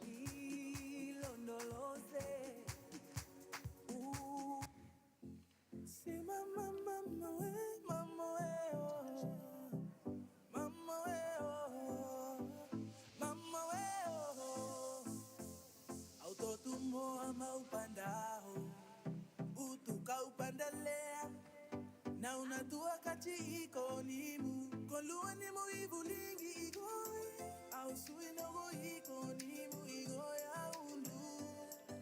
Romona edona nogo sabangu ina sore. Dakini tangarare, kopitu mogoe, milaiti weni kase sore. Dakini tangarare, kopitu mogoe, milaiti weni kase. Oh my dear, remember me, nabaloia, call me. You blow aside, me like suicide. Ducky without you, I'm darkness. Fulfill it, send me round with him, you hide. Must for me to stay for me, make him up mine. Ducky ni tangarare, take me parao. Oh, me no sabina. Sorry. Ducky ni tangarare, kopitu mogoe. Me like the when you can say sorry. We have one more award, one more special award, and I'll leave it to Daria to explain the significance of it.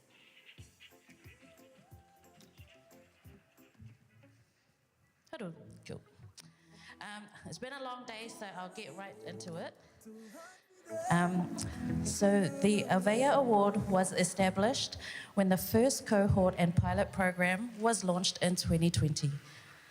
The recipient of the award is chosen by the Te Arawaka team. To the person who has significant growth, shown dedication to all tasks, shown leadership, not necessarily always in the front, but in other ways, staying to their true selves and embracing all challenges that come their way. This was such a difficult decision as all of our graduates have sailed their waka through their Avea journey in their own standout, unique way. Let's joke. I just wanted everyone to see why everyone was calling me out on that. But I'm not crying, so it's not genuine. So when you make me cry, it'll come out properly. Okay. This award goes to a person who walks, lives, and breathes our Pacifica values. They have navigated the Avea waters with their whole authentic self, mind, and heart. They came in not knowing what to expect, but have shown an outstanding amount of growth and development, not only within the workplace, but within themselves. Since joining Avea, they have stepped out of their comfort zone, have found their voice, and has come to be the best version of themselves.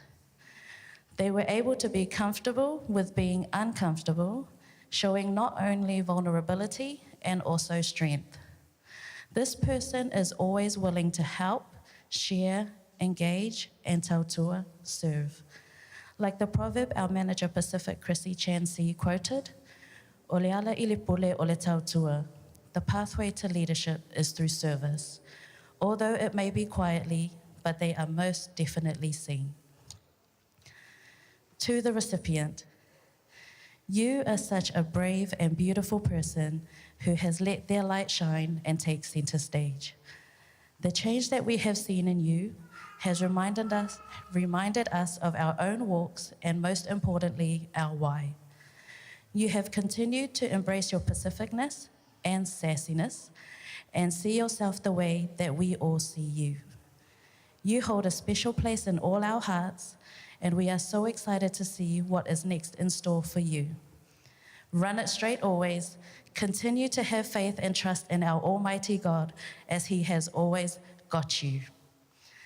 Ladies and gentlemen, boys and girls, those tuning in online, please join me in cheering and putting your hands together for the Avea Award goes to Sepora Vailepa.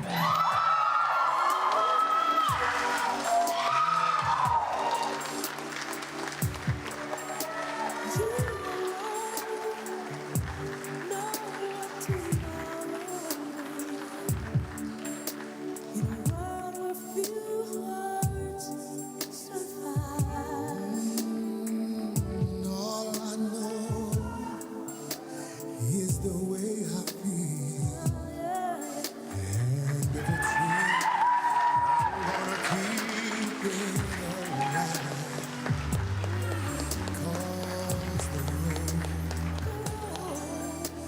Said the road is long, there are mountains in our way, but yet we'll climb still higher every day. Let us come where we belong. Oh yeah, where the eagles fly on a mountain high. Lord, lift us up where we belong. All right.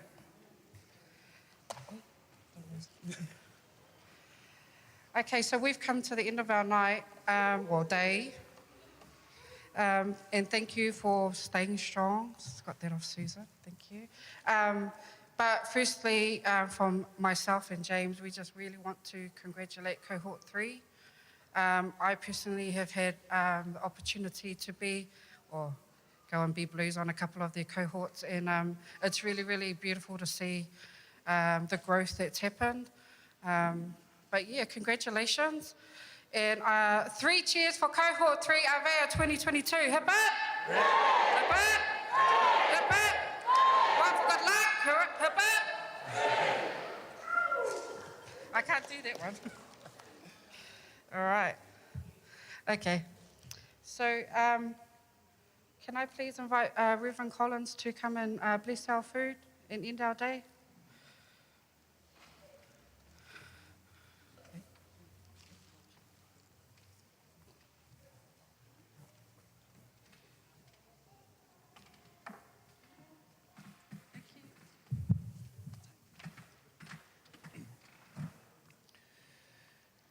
Elelelele. Time uma. God is good all the time. And I know it's been a long day. But we have a Samoan saying, "Ua vivela le fala," or "Ua vela le fala," meaning the mat or the chair that you're sitting on is getting very hot. So that means it's time for us to go home, time for us to pack up and leave this place. But before we do that, I must say, Faftai mo mea umalava, thank you very much for your hospitality. Thank you for inviting us as well. Faftai matua, Faftai lango-lango. Leia se amatanga leiso na fayunga. There's a beginning, there's always an end. Leo tātou taunu mai I le si uyo le nei aso, ia awele vi inga mal whaafitai le atua. La le whaumia las whamtalanga, ia tātou anga I loa tal tonu ua. I believe that's supper at the back there, so I'm going to say grace and we're going to conclude these celebrations. Vi ia oilo mātou atua, I loa lo whamalo wanga le lei. Whaftai fo mo nei avano mātango whiu mai whain mātou whi whaasoa I ai. Whaftai lo tausinga ia te mātou mai lava le amatanga se I ho o mai I le nei taimi. Mātou wala au se taimi mātou ta ape wha mole mole. Mo au muli au oelo mātou ta mai o mātou wala uma. Whain whaatanu ina I mātou I o mātou whale. Mawale file e mu fo I le vi inga ia te oe. Gracious and loving God, we ask now for your almighty hand to be upon our graduates as they and their families celebrate this grand milestone. May they find comfort and joyfulness for their achievements and continue to embrace and support them as their journey through life. They may find strength in the excellence of their academic preparation and bless their lives from this day on with goodness and success.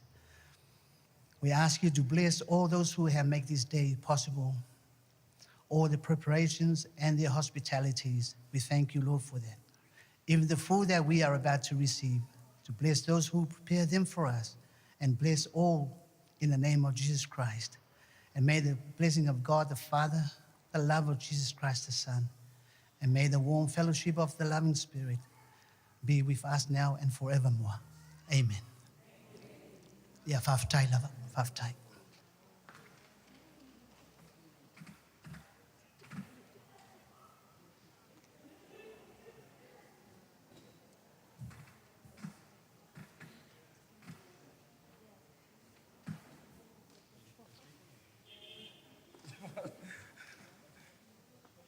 All right. That concludes things for us, everyone. So, but in traditional Samoan custom and the ways that we acknowledge, I'd like to hand the floor over to Laususunga Tawai Tutuila Mikaele Malaki to offer some words of thanks on behalf of this year's Avea cohort and Te Arawaka Pacific team to Reverend Collins.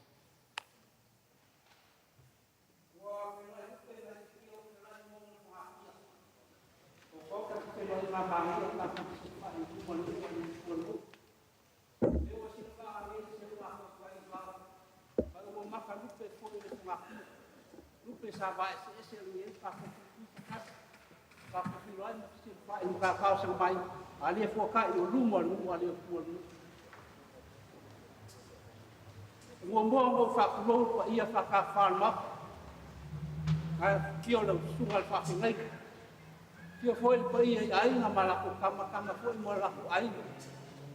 Ai ngo pupu, ai ngo wako, ai ngo papa. Ai kai nga foi longa ia, umo mo kule au malaka wa ai kai mal ba a fuki. Ai kai nga foi pa ia ma wa lunga lo te lo lo fio papa al ma ngai. A vele leo kule mo li fai ma suiole. Ma fa ngai, mai se sunga le kule mo fisa. Mole kwai nga fa kai no sunga fa ngai. Leo fa ngai vingi ka pa fa ngai rum pa. Fa ngai srau. Wei fa malo fico a dia ya ka le ya so. Leo wei o pena wa. Ma ko fe ya. Leo e mo moli la au fa kai ya por ka no mosi ya. Fa kai no sunga le sunga fa ngai ya.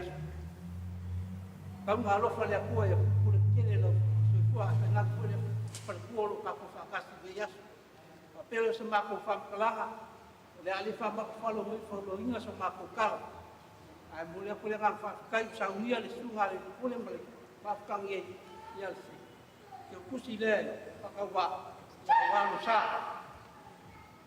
saunia mulai malam fakai, kau mafkama, ya kau ngaruh oleh kuah kele, mol ko fa. Au sunga va per fat kuah, mai se pup mai o fakas ni aso mal falu ko, mai se ma fa ngai. Ya liu foi le ala lupe, sunga le ni pule ma kai ma ka. Ya mawal.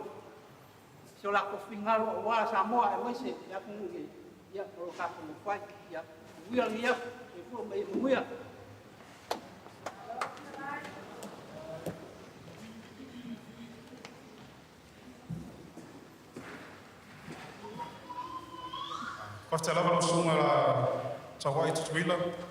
For those words of acknowledgement for the Reverend.